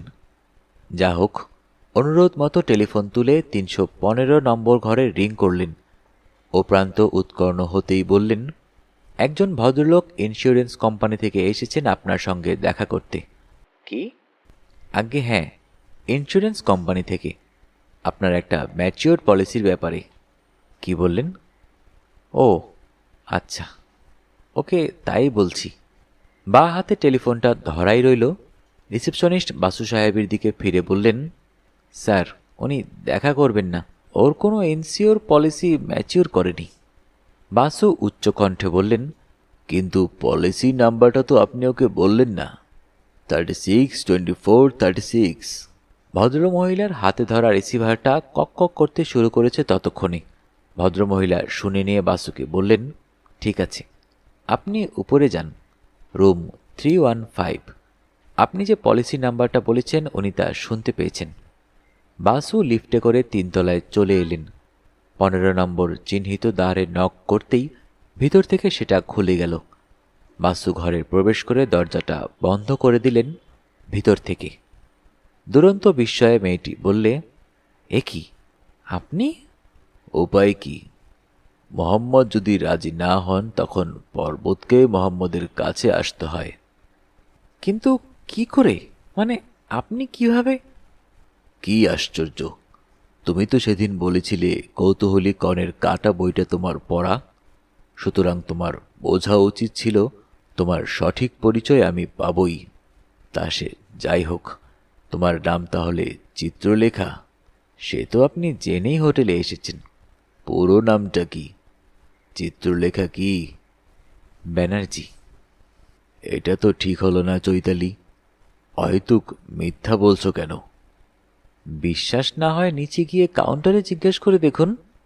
কাউন্টারে ঘুরেই তো আসছি আমি, কিন্তু তুমি আমাকে ব্যাখ্যা করে বোঝাও, বারুজ্যের যমজ ভাই কেমন করে বসু হতে পারে? হরিমোহন বসুর অবিবাহিতা যমজ বোন মিস ব্যানার্জি। মেয়েটি জ্বলন্ত দৃষ্টিতে কিছুক্ষণ তাকিয়ে থাকে, তারপর বলে, আপনি কি এখন আমাকে পুলিশে ধরিয়ে দিতে চান? কি পাগলের মতো কথা বলছো চৈতালি? মক্কেলকে বাঁচানোই আমার ধর্ম। তাহলে এভাবে আমার অতীত জীবনের অন্ধকারের ঘটনা নিয়ে ঘাটাঘাটি করছেন কেন? যাতে তোমার ভবিষ্যৎ জীবন আলোকোজ্জ্বল হয়ে ওঠে। তুমি জানো না? আমি জানি। তুমি একটা প্রচণ্ড বিপদের মধ্যে পড়েছ। কি বিপদ? জৈন কিউরিও এক্সপোর্ট অ্যান্ড ইম্পোর্ট কোম্পানি কি জানে তুমি কোথায়? আমি জানি না। হয়তো ওরা এটুকু জানে যে আমি শিলিগুড়িতে নেই। ওই অ্যাটাচি কেসটায় কি আছে তা তারা জানে নিশ্চয়ই। চৈতালি ব্যাগটা আঁকড়ে ধরে, বলে, অসংখ্য ধন্যবাদ। আপনাকে আর কিছু করতে হবে না। আমাকে যথেষ্ট সাহায্য করেছেন। এবার যান, ইউ আর ফায়ার্ড। তা হয় না চৈতালি, আমাকে ওভাবে বরখাস্ত করা যায় না। হয় তুমি আমার মক্কেল, নয় নও। মক্কেল হলে তখন তোমার সব কথা আমি গোপন রাখতে বাধ্য। যে মুহূর্তে তুমি আমাকে বরখাস্ত করবে, সেই মুহূর্ত থেকে আমি একজন আদালতের অফিসার। তৎক্ষণাৎ আমার কর্তব্য হবে পুলিশে ফোন করে জানানো যে ওই ব্যাগটা ব্ল্যাক মানিতে ভর্তি। কি ভুল বলছি কিছু? হ্যাঁ, বাসু সাহেব জ্ঞাতসারে ভুলই বলছেন। কুইন্স বেঞ্চের সিদ্ধান্ত বুলক ভার্সেস ক্রোন কেস তার স্মরণে আছে, কিন্তু ওর আশা পূর্ণ হল। চৈতালি বুঝতে পারল না এটা ডাহা মিথ্যা কথা। ডাইভোর্স হয়ে গেলেও প্রাক বিচ্ছেদ বিবাহিত জীবনের গোপন কথা যেমন জীবনসাথীর বিনা অনুমতিতে পুলিশকে জানানো যায় না, ঠিক তেমনি বরখাস্ত হবার পর বাসুও পারেন না ওই গোপন কথাটা পুলিশকে জানাতে। কিন্তু চৈতালি সে কথা জানে না। সে মাথা নিচু করে নীরবই রইল। বাসু পুনরায় বলেন, তুমি তহবিলটা তছরূপ করেছ? না, নিশ্চয় নয়। এসব কি বলছেন আপনি? তাহলে তোমার যমজ ভাই হরিমোহন করেছে? না, হরি চেষ্টা করলেও ক্যাশ সরাতে পারবে না, পারতও না। ক্যাশের 3 সেট চাবি আছে, এছাড়া আছে একটা কোড নাম্বার। 1 সেট চাবি থাকে আমার কাছে, আমি হেড ক্যাশিয়ার। বাকি 2 সেট চাবি থাকে কোম্পানির 2 পার্টনারের কাছে। আমরা 3 জন ছাড়া কেউ ক্যাশে হাত দিতে পারে না। ওই কোড নাম্বারটাও জানি শুধু আমরা 3 জন। ওই ব্যাগটায় কত টাকা আছে? 50,000। তুমি যদি ক্যাশ থেকে না সরিয়ে থাকো, তাহলে ও টাকা তোমার হেফাজতে এলো কি করে? চৈতালি নত নেত্রে ভাবতে থাকে। বাসু বলেন, শোনো চৈতালি, সব কথা খুলে বললে আমার কাজের সুবিধা হয়। তুমি যদি আমাকে বলো আমি টাকাটা ক্যাশ থেকে সরাইনি, ব্যাস, আমি তা বিশ্বাস করব। তুমি যদি বলো যে হরিমোহনকে তুমি চাবিটা হস্তান্তরিত করে সেফ ভল্টের নাম্বারটা বলে দাওনি, তাহলে আমি তাও বিশ্বাস করব। তারপর আমি এ রহস্যের কিনারায় সর্বশক্তি নিয়োগ করব। সেটাই আমার ধর্ম। ধর্ম মানে এখানে রিলিজেন নয়, ধর্ম মানে জাস্টিফিকেশন অফ ওয়ান্স এক্সিস্টেন্স। কিন্তু তুমি যদি সব কথা খুলে না বলো, তাহলে আমার অর্ধেক শক্তি ব্যয়িত হবে সেই তথ্যগুলো সংগ্রহ করতে। শত্রুপক্ষ হ্যান্ডিক্যাপ পাবে। এমনিতেই দেখো, দুটো দিন আমি নষ্ট করেছি তোমার নাম পরিচয় সংগ্রহ করতে। চৈতালি এখনো মন স্থির করে উঠতে পারছে না। বাসু পুনরায় বলেন, তুমি কি জানো যে তোমার কোম্পানির ক্যাশে একটা বিরাট ঘাটতি ধরা পড়েছে? মালিকেরা অডিট করাচ্ছেন, ক্যাশ মেলাচ্ছেন। চৈতালি আতঙ্কগ্রস্ত হয়ে বলে ওঠে, না না, তা কি করে হবে? সহজেই। হয়তো ঘাটতিটা ঠিক 50,000 টাকার। তোমার ওই অ্যাটাচিতে যত টাকা আছে তার ঠিক সমান। মেয়েটি মন স্থির করে, বলে, ঠিক আছে, সব কথা খুলে বলবো। তারপর আপনি যা ভালো বোঝেন। সংক্ষেপে মোদ্দা তথ্যগুলো: কারণ হয়তো আমাদের হাতে সময় খুব কম, হয়তো পুলিশ ইতিমধ্যেই তোমাকে খুঁজছে। নাও, শুরু করো। চৈতালির বাবা মহেন্দ্র বোস ছিলেন গয়াবাড়ি টি স্টেটের কাছাকাছি একটি চা বাগানের ম্যানেজার। শহর থেকে দূরে একাই থাকতেন তিনি, খিদমতগার পরিবৃত হয়ে। ওরা দুই যমজ ভাই বোন থাকত শিলিগুড়িতে, এক বিধবা মাসির জিম্মায়। দুজনে একই স্কুলে একই ক্লাসে পড়াশোনা করত। মাতৃহীন ওরা শৈশবেই। যমজ সন্তানকে জন্ম দিতে গিয়ে ওদের মা মারা যান। জন্ম থেকে ওরা মাসির কাছে মানুষ। মাত্র বছর পাঁচেক আগে পাংখাবাড়ি রোডে একটা জিপ দুর্ঘটনায় প্রয়াত হলেন মহেন্দ্রবাবু। ওরা দুজনে তখন ক্লাস 9-এ পড়ে। মহেন্দ্রবাবুর অবশ্য মোটা ইন্স্যুরেন্স ছিল, তাই ভাই বোনের পড়াশোনা বন্ধ হলো না। কিন্তু দুর্ভাগ্য যখন আসে তখন সার দেওয়া গোগাড়ির মতোই আসতে থাকে।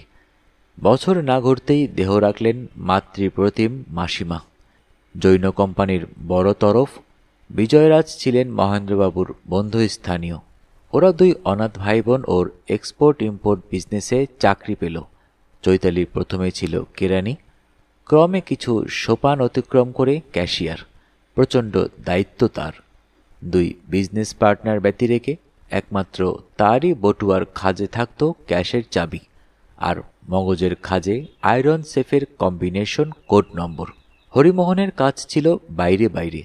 তাকে প্রায় ট্যুরে যেতে হতো 5-10 হাজার নগদ নিয়ে, কিছু কিনতে বা বেচতে। নেপাল, ভুটান, মায় তিব্বত পর্যন্ত ঘুরে এসেছে সে মাধবরাজের সঙ্গে। সেদিন থেকে হরিমোহন হয়ে ওঠে মাধবরাজের ডান হাত। অপরপক্ষে চৈতালি ক্রমে প্রিয় পাত্রী হয়ে ওঠে সিনিয়র জৈনের। বাসু বাধা দিয়ে বলে ওঠেন, জৈন কোম্পানির দুই বড় কর্তার একটু পরিচয় দাও দেখি। বাবা ছেলে?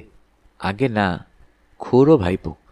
বিজয়রাজ বিপত্নিক ও নিঃসন্তান, প্রায় 50-এর কাছাকাছি বয়স। খুড়ো ভাইপো একই বাড়িতে থাকেন। গৃহকর্ত্রী জুনিয়র পার্টনার মাধবরাজের ধর্মপত্নী। তিনি নেপালি।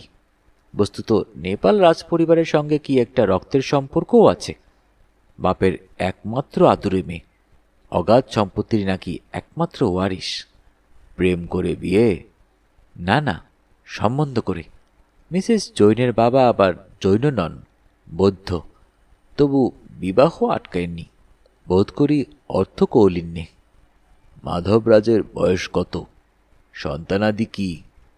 মাধবরাজ 40-এর কাছাকাছি। বিয়ে হয়েছে বছর 7-এক, কিন্তু সন্তানাদি আজও কিছু হয়নি। মাধবরাজের স্ত্রীর সঙ্গে তোমার আলাপ আছে? না, আলাপ নেই, তবে দূর থেকে দেখেছি অফিসের কোনো কোনো অনুষ্ঠানে। বছর 30-32 বয়স। সুন্দরী নন, কিন্তু কিছুটা পৃথুলা। তবে গায়ের রং খুব ফর্সা। শুনেছি সূচিবায়ুগ্রস্তা, স্বভাবেও সন্দেহবাতিক এবং তচ্চাল টাইপ।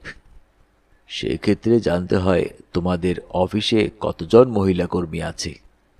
আমাকে নিয়ে 5 জন। কিন্তু এ কথা কেন? কেন তা জানতে চেও না। বাকি 4 জনের নাম আর পরিচয় দাও দেখি। বয়স কত, বিবাহিত কিনা, কি কাজ করতে হয়? সবাই বাঙালি? আগে না, আমি যারা সবাই অবাঙালি আর বিবাহিতা। সুমিত্রা গর্গ আর ঝর্ণা তামাং দুজনেই বিবাহিতা, 30-এর কোঠায়। সন্তানাদি আছে। এছাড়া আছেন মিসেস অ্যাগনেস, প্রৌঢ়া। আর আছেন রঞ্জনাদি, রঞ্জনা থাপা। বয়স 30-এর কাছাকাছি, কিন্তু দেখলে মনে হয় 25-এর কম। সুন্দরী সুতনকা, বিধবা এবং নিঃসন্তানা। তিনি অবশ্য মাস কয়েক আগে ছুটি নিয়ে দেশে চলে গেছেন গল ব্লাডার অপারেশন করাতে। সুমিত্রা ক্লার্ক আর ঝর্ণাদি সেলস গার্ল। আমাদের অফিস কাউন্টারে নানান কিউরিও সাজানো আছে। ঝর্ণাদি তার কাউন্টার সেলে আছে। সুমিত্রাদিও তাই, তবে তাকে মাধবরাজ অথবা বিজয় রাজ্যের স্টেনোর কাজও করতে হয়। সুমিত্রার বয়স কত? দেখতে কেমন? কটি সন্তান? বছর 27, দেখতে সুশ্রী। ওর 2টি সন্তান। অফিস ছুটির পরেও তাকে মাঝে মাঝে অফিসে বসে কাজ করতে হয় নিশ্চয়ই, ডিকটেশন নিতে? তা তো হয়। সে সময় খুড়ো ভাইপোর কেউ কিছু অন্যায় সুযোগ নেবার চেষ্টা করে না, যাকে বলে পউইং? তা আমি কেমন করে জানব? ন্যাকামি করো না চৈতালি। কি করে জানবে তা তুমি ভালো রকমই জানো। তোমার দিকে ওদের কেউ হাত বাড়ায়নি? চৈতালি ইতস্তত ভাব ঝেড়ে ফেলে বলে, অনেক পুরুষ মানুষ অমন করে বলে শুনেছি। আমার অবশ্য ব্যক্তিগত অভিজ্ঞতা নেই। খুড়ো বিজয় রাজ্যে একটু টিজ করেন, লেগ পুলিং জাতীয়, কিন্তু ভাইপো মাধবরাজ এ বিষয়ে খুব স্ট্রিক্ট। তার কোনো বেচাল কোনোদিন কেউ দেখেনি। আর প্রৌঢ় বিজয় রাজজি কি জাতীয় লেগ পুলিং করেন? উনি স্বভাবতই ফুর্তিবাজ। মেয়েদের নিয়ে ঠাট্টা মশকরা করা ওর স্বভাব। মেয়েদের সাজ পোশাকের প্রশংসা করা ওর একটা চারিত্রিক বৈশিষ্ট্য। মনেও রাখেন অদ্ভুত। কে কবে কী রঙের শাড়ি পরে এসেছে, নতুন শাড়ি পরে এলে নিউ পিঞ্চ দিতে ভুল হয় না, এই বৃদ্ধ বয়সেও। বাহুমূলে, গালেও, এমনকি বৃদ্ধা অ্যাগনেসকেও। আর মাধবরাজ? মেয়েদের সম্মত তিনি খুব সতর্ক, যথেষ্ট দূরত্ব বজায় রেখে চলেন। সুমিত্রাদিকে যদি অফিস ছুটির পর ডিকটেশন নেবার জন্য থেকে যেতে হয়, তাহলে আমাদের মধ্যে অন্য কোনো মহিলা কর্মীকে ছুতোনাতায় ওভারটাইম নিতে বাধ্য করেন। কেন বলো তো? ভয়টা কাকে? ঠিক বলতে পারবো না, হয়তো নিজেকেই, অথবা ওর সন্দেহ বাতিগ্রস্তা দজ্জাল স্ত্রীকে। কিন্তু একটা কথা স্যার, এসব কথা এত খুঁটিয়ে জানতে চাইছেন কেন? বাসু ওর প্রশ্নের প্রতি ভ্রুক্ষেপ না করে বলেন, ওই যে বিধবা মেয়েটি রঞ্জনা থাপা, যে ছুটিতে আছে, ও কি কাজ করত? ওর দেশ কোথায়? নেপাল, কাঠমান্ডুর কাছাকাছি পোখরা নামে একটা গ্রামে। সেও বড়লোকের মেয়ে। রঞ্জনাদের ঠিক আমাদের স্টাফ ছিল না, সে ছিল কমিশন এজেন্ট, হীরালাল ঘিংসিজির ডান হাত। হীরালালজি থাকেন কাঠমান্ডুতে। তোমাদের কোম্পানির কাজটা কি? নামেতেই তার পরিচয়। দেশ বিদেশের আর্ট গুডস কিউরিও সংগ্রহ করা এবং দেশ বিদেশে বিক্রি করা। এই জন্য অফিসের বাইরে অনেক স্টাফ আছেন। বিজয় রাজ্যের শালা আছেন নিউ ইয়র্কে, তাকে আমি কোনোদিন চোখেই দেখিনি।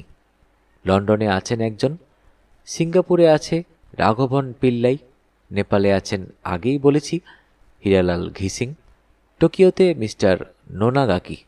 এরা কেউই এমপ্লয় নন, কমিশন এজেন্ট, কিউরিও ডিলার। বাসু বলেন, তোমাদের ক্যাশে সচরাচর দিনান্তে কত ব্যালেন্স থাকে জেনারেলি? তার কোনো স্থিরতা নেই, 2-5 লাখও থাকে। বলো কি, অত টাকা ক্যাশে নগদ থাকে? হ্যাঁ, কারণ প্রায় খুব দামি কিউরিও, ছবি, টেরাকোটা মূর্তি, সিল্ক ক্রোল বা অন্যান্য আর্ট গুডস নগদে কিনতে হয়, চেকে লেনদেন হয় না। কেন? চোরাই মাল? স্মাগলড? তা আমি জানি না, যা দেখেছি তাই বলেছি। এসব দুর্লভ কিউরিও নগদ টাকায় কেনা বেচা হয়, তাই ক্যাশে সবসময় 1.5-2 লাখ কারেন্সি নোটে থাকে। আমাকে মাসে 2বার ক্যাশ মিলিয়ে টাকা গুনতি করতে হয়, কারণ দুজন পার্টনারই স্লিপ রেখে নগদে 20-50 হাজার টাকা নিয়ে যান যখন তখন। আমাকে না বলেও হয়তো। তুমি শেষ কবে ক্যাশ মিলিয়েছ? দিন 10 আগে। ক্যাশ ঠিক ছিল। এই টাকা ভর্তি কালো অ্যাটাচি তুমি কোথায় পেলে? চৈতালি বিস্তারিত জানায়। ঘটনার দিন, হঠাৎ যেদিন সন্ধ্যায় হরিমোহনকে গাড়িতে ধাক্কা মারে সেদিন বেলা 3টা নাগাদ হরিমোহন চৈতালির সঙ্গে অফিসে দেখা করে। জানায়, হঠাৎ একটা জরুরি প্রয়োজনে দিন 5 জন্য অফিসের কাজে তাকে শিলিগুড়ির বাইরে যেতে হবে প্লেনে করে। সচরাচর সে কাঠমান্ডুতে যায় হীরালালজি অথবা রঞ্জনাদির কাছ থেকে নেপালি কিউরিও সংগ্রহ করতে। তাই চৈতালি জানতে চেয়েছিল, নেপাল যাচ্ছিস? হরিমোহন বলেছিল, না, ফিরে এসে সব কথা তোকে বলবো। আর কিছু হরিমোহন বলে যায়নি। অফিস ছুটির পর ডুপ্লিকেট চাবি দিয়ে সদর দরজা খুলতে যাবার সময়ও খবর পায় হরিমোহন হাসপাতালে। রাত 11টা পর্যন্ত সে হাসপাতালে ছিল।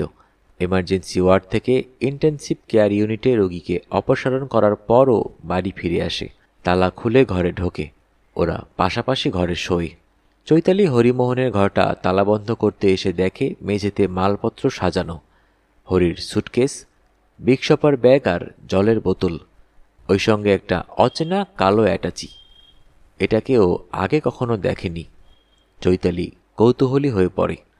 ও জানত হরিমোহন কখনো কখনো অনেক টাকা নগদে নিয়ে ট্যুরে যায়, অফিসের কাজেই, দামি কিউরিও কিনতে। তাই তার আত্মরক্ষার কথা ভেবে অফিস ওর জন্য একটা রিভলভারের লাইসেন্স করিয়ে দিয়েছে। হরিমোহন সচরাচর সেটা মাজায় বেঁধে ট্রেনে যাতায়াত করে, ফার্স্ট ক্লাসে। কিন্তু আহত রোগীর যেসব জিনিসপত্র হাসপাতালে জমা আছে তার মধ্যে ওই রিভলভারটা ছিল না। তাই চৈতালি অ্যাটাচিটা খুলবার চেষ্টা করে। অনেকক্ষণ চেষ্টা করার পর অ্যাটাচের স্প্রিং লকটা খুলে যায়। চৈতালি স্তম্ভিত হয়ে যায়। সুটকেসে শুধু টাকা আর টাকা, সব 50 টাকার।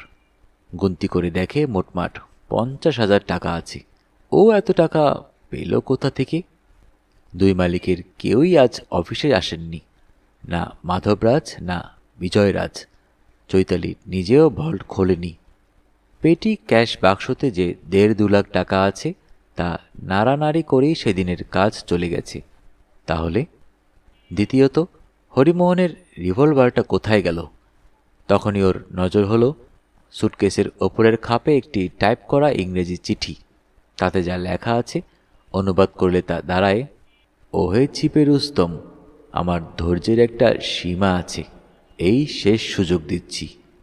বৃহস্পতিবার সন্ধ্যা 6টার মধ্যে প্রতিশ্রুত 50,000 নগদে না পৌঁছে দিলে সংবাদটা আর গোপন থাকবে না।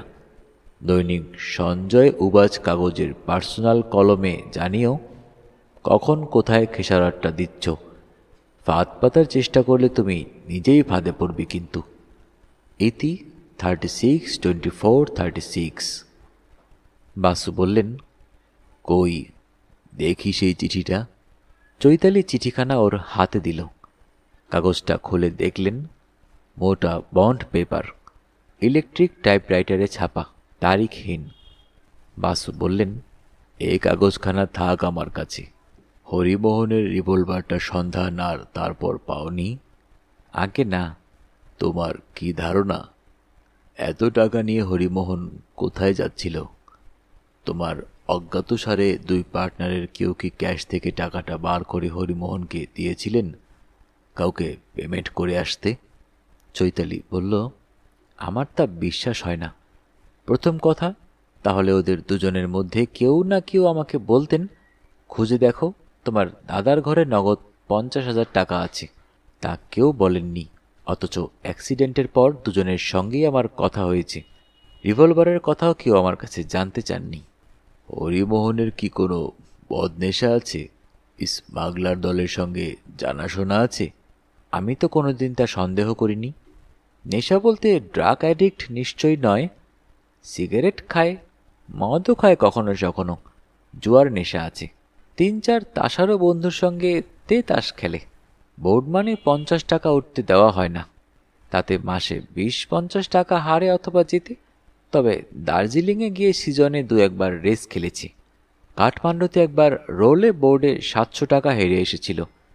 সব কিছুই ও আমাকে খুলে বলে, কিছু গোপন করে না। কোনো মেয়ের সঙ্গে কি ওর সম্প্রতি ঘনিষ্ঠতা হয়েছিল? প্রেম ট্রেম? চৈতালি একটু চুপ করে ভাবল, তারপর বলল, আমার তাই সন্দেহ হয়েছে, কিন্তু ও স্বীকার করেনি। ইদানিং ও মনমরা হয়ে পড়েছিল। মেয়েটি কে তা আন্দাজ করতে পারোনি? তোমাদের অফিসের কেউ কি? আমাদের অফিসে তো দুজন বিবাহিতা, একজন বৃদ্ধা, একজন বিধবা। সবাই ওর চেয়ে বয়সে বড়। হয়তো অন্য কোনো মেয়ে, যাকে আমি চিনি না। আর কিছু বলবে? কোনো গুরুত্বপূর্ণ খবর দিতে বলেছ কি? না, সব কিছুই তো বলেছি। না, বলনি। ব্ল্যাকমেলারের নির্দেশ মতো তুমি দৈনিক সঞ্জয় উবাজ পত্রিকার পার্সোনাল কলমে একটা বিজ্ঞাপন দিয়েছিলে, তাই নয়? সেও একটা বিজ্ঞপ্তি দিয়েছিল, ট্যাক্সিতে অপেক্ষা করবে। ও হ্যাঁ, সে কথা আপনাকে বলা হয়নি বটে। ব্ল্যাকমেলার লোকটা ট্যাক্সি নিয়ে দাঁড়িয়ে রইল তোমার দোরগোড়ায়, তবু তুমি তার সঙ্গে দেখা করলে না কেন? আপনি কেমন করে? ও, আই এম সরি। ওসব প্রশ্ন তো আমার করার অধিকার নেই। কি জানেন স্যার, গগলস পরা টুপি মাথায় লোকটাকে দেখে আমার সন্দেহ হলো এ আসল লোক নয়। আসল লোক যদি হয় তাহলে হোটেল রিসেপশনে এসে আমাকে চাইছে না কেন? তোমার নাম সে জানে? না, জানে না। সম্ভবত হরিমোহনের নাম জানে। অন্ততপক্ষে সে কোড নাম্বারটা তো জানে। আপনি যেভাবে এলেন। তার মানে তুমিও তাকে চেনো না? নিশ্চয়ই না। বাসু বললেন, তোমার বলা যখন শেষ হয়েছে তখন আমি বলতে শুরু করি। এবার মন দিয়ে শোনো। তুমি বর্তমানে একটা প্রচণ্ড বিপদের মধ্যে রয়েছ। শিলিগুড়ির অফিসে অডিটর যদি বলে ক্যাশে 50,000 টাকার ঘাটতি আর হরিমোহনের জ্ঞান যদি আদৌ না ফেরে, তাহলে তোমার অবস্থা বুঝে দেখো। তোমাকে অফিস থেকে ছুটি দিয়েছে হরিমোহনের দেখভাল করার জন্য, অথচ তুমি ছদ্মনামে কলকাতার একটা হোটেলে লুকিয়ে বসে আছো। আর তোমার হেফাজতে নগদ 50,000 টাকার ব্ল্যাক মানি, ঠিক যে পরিমাণ ঘাটতির কথা বলেছে অডিটর। চৈতালি মাথা নিচু করে শুনছিল। বলল, আপনি আমাকে কি করতে বলেন?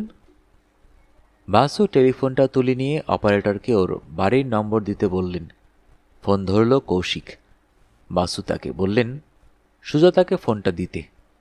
সুজাতা ফোনের ও প্রান্তে এলে বাসু বলেন, তুমি হোটেল পান্নায় চলে এসো, শুধু একটা ভ্যানিটি ব্যাগ নিয়ে। তোমার কি কোবাল্ট ব্লু রঙের ব্লাউজ আছে? দ্যাটস অল রাইট, সেটা নিয়ে এসো। 2-1 দিন তোমাকে হোটেলে থাকতে হতে পারে, কিন্তু আপাতত কোনো ওভারনাইট ব্যাগ নিয়ে এসো না। সোজা এসে 315 নম্বর ঘরে নক করো। টেলিফোনের রিসিভার নামিয়ে রেখে এবার চৈতালিকে বললেন, আমি হোটেলের বাইরে যাচ্ছি, একটা সুটকেস কিনে নিয়ে এখনই ফিরে আসব। 3 তলাতেই একটা ঘর ভাড়া নেব। তুমি এখানে অপেক্ষা করো যতক্ষণ না আমি ফিরে আসি। ইতিমধ্যে যদি টেলিফোন বাজে, তুলবে না। যদি কেউ দরজায় নক করে, খুলবে না, অর্থাৎ তুমি ঘরে নেই। আমি এসে দরজায় এইভাবে নক করব, টক টক, একটু থেমে 3 বার টক টক টক, তখন দরজা খুলবে। ওকে? চৈতালি মাথা নেড়ে সায় দিল। বাসু প্রশ্ন করেন, তুমি বুঝতে পারছো আমি কি করতে চাইছি? চৈতালি মাথা নেড়ে জানায়, না। তোমাকে ইভাপোরেট করে দিতে, কর্পূরের মতো উবে যাওয়া। Just follow my instructions. প্রায় 1 ঘন্টা পরে বাসু সাহেব ফিরে এলেন। ইতিমধ্যে তিনি সামনের বাজার থেকে একটি বড় সুটকেস কিনে নিয়ে হোটেল পান্নায় একটা ঘর ভাড়া নিয়েছেন নিজের নামে। 1 তলা বা 2 তলায় নাকি রাস্তার শব্দে ওর অসুবিধা হয়, আবার 5-6 তলা উঠতে চান না বৃদ্ধ, ওর ভার্টিগো আছে। জানালা দিয়ে বা বারান্দা দিয়ে নিচের রাস্তায় তাকালে মাথা ঘুরে উঠতে পারে। রিসেপশনিস্ট অনেক বুদ্ধি বিবেচনা করে 3 তলার 21 নম্বর ঘরটা ওকে দিয়েছে। 321। বাসু সাহেব সুটকেস নিয়ে সেখানে এসে উঠেছেন। তোয়ালে, সাবান, চাবি সব নিয়ে ঘর তালাবন্ধ করে এসে নক করলেন চৈতালির ঘরে। চৈতালি কোড নক শুনে দরজা খুলে দিল। ইতিমধ্যে কোনো ফোন বা দর্শনার্থী আসেনি? আগে না, কিন্তু স্যার আমি এতক্ষণ একটা কথা ভাবছিলাম। আমি আপনাকে মাত্র 100 টাকা রিটার্নার দিয়ে এসেছি। দ্যাটস অল রাইট, ঝামেলাটা আগে মিটুক, তারপর সেসব কথা হবে। কি জানো চৈতালি, তোমার বয়সী আমার একটি মেয়ে ছিল। সে যদি আজ... ঠিক সেই সময়ই কে যেন নক করল দরজায়। বাসু বললেন, দাঁড়াও, আমি দেখছি। চৈতালি চলে গেল বাথরুমের দিকে। বাসু এসে দরজাটা খুলে দিলেন। ঘরে ঢুকল সুজাতা। এসো সুজাতা, বসো। তুমিও এগিয়ে এসো চৈতালি, আমি আলাপ করিয়ে দিই।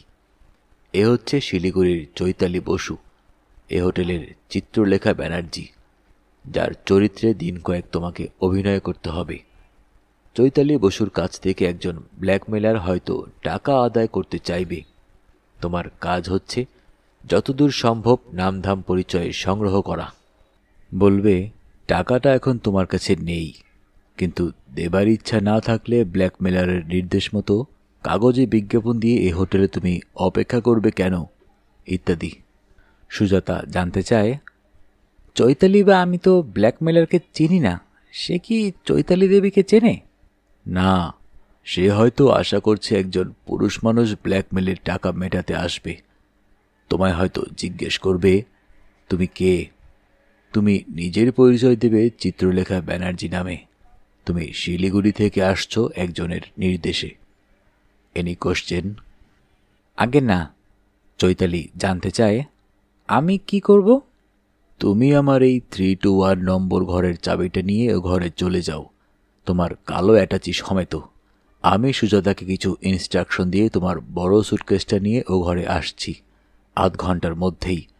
তারপর তোমার কাজ হবে ওই অ্যাটাচিটা নিয়ে নিচে রিপন স্ট্রিটের ব্যাংক অফ ইন্ডিয়াতে গিয়ে নিজের নামে একটা ব্যাংক ড্রাফট বানানো, পেয়েবল অ্যাকাউন্ট পেই টু চৈতালি বসু।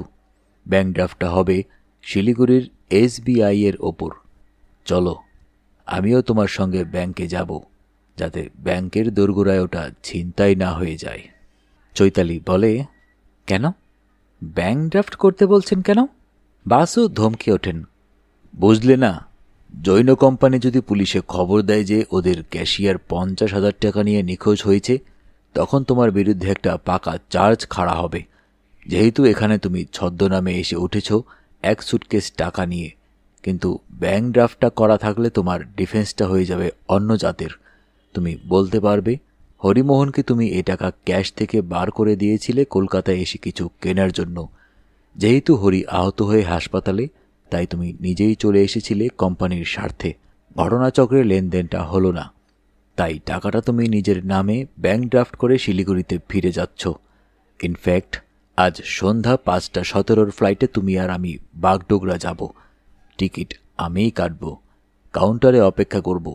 রিপোর্টিং টাইমের মার্জিনের মধ্যে তুমি চলে আসবে। ওকে? আমি চেক আউট করব নিজের নামেই? গুড গড, তুমি চেক আউট আদৌ করবে না। তোমার সুটকেসের মালপত্র সব আমার খালি সুটকেসে ভর্তি করে তুমি খালি হাতে বেরিয়ে যাবে। তোমার ভাড়া নেওয়া ঘরে 315 বোর্ডার চিত্রলেখা ব্যানার্জি তো ঘরের মধ্যেই থাকলো, সে মহড়া সুজাতা নেবে, বুঝলে? ও হ্যাঁ, তোমার আরেকটা কাজ বাকি আছে।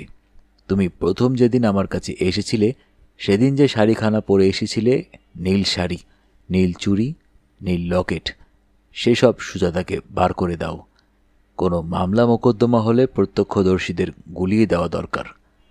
সুজাতা? বুঝেছি মামু, পঞ্চতন্ত্রের গল্পটা আমার মনে আছে। ধূর্ত শ্রীগাল নীলিবর্ণ সঞ্জাত। আর দেরি করো না চৈতালি, এবার রওনা দাও তুমি। চৈতালির নির্দেশ মতো তার কোবাল্ট ব্লু রঙের শাড়ি, মালা, চুড়ি, টিপ ইত্যাদি বার করে সুজাতাকে দিল। বাথরুম থেকে টুথব্রাশ টুকিটাকি গুছিয়ে নিয়ে বেরিয়ে এলো। বাসু সুজাতাকে বললেন, এইগুলো পরে তুমি 2-1 কাউন্টারে গিয়ে কথাবার্তা বলবে।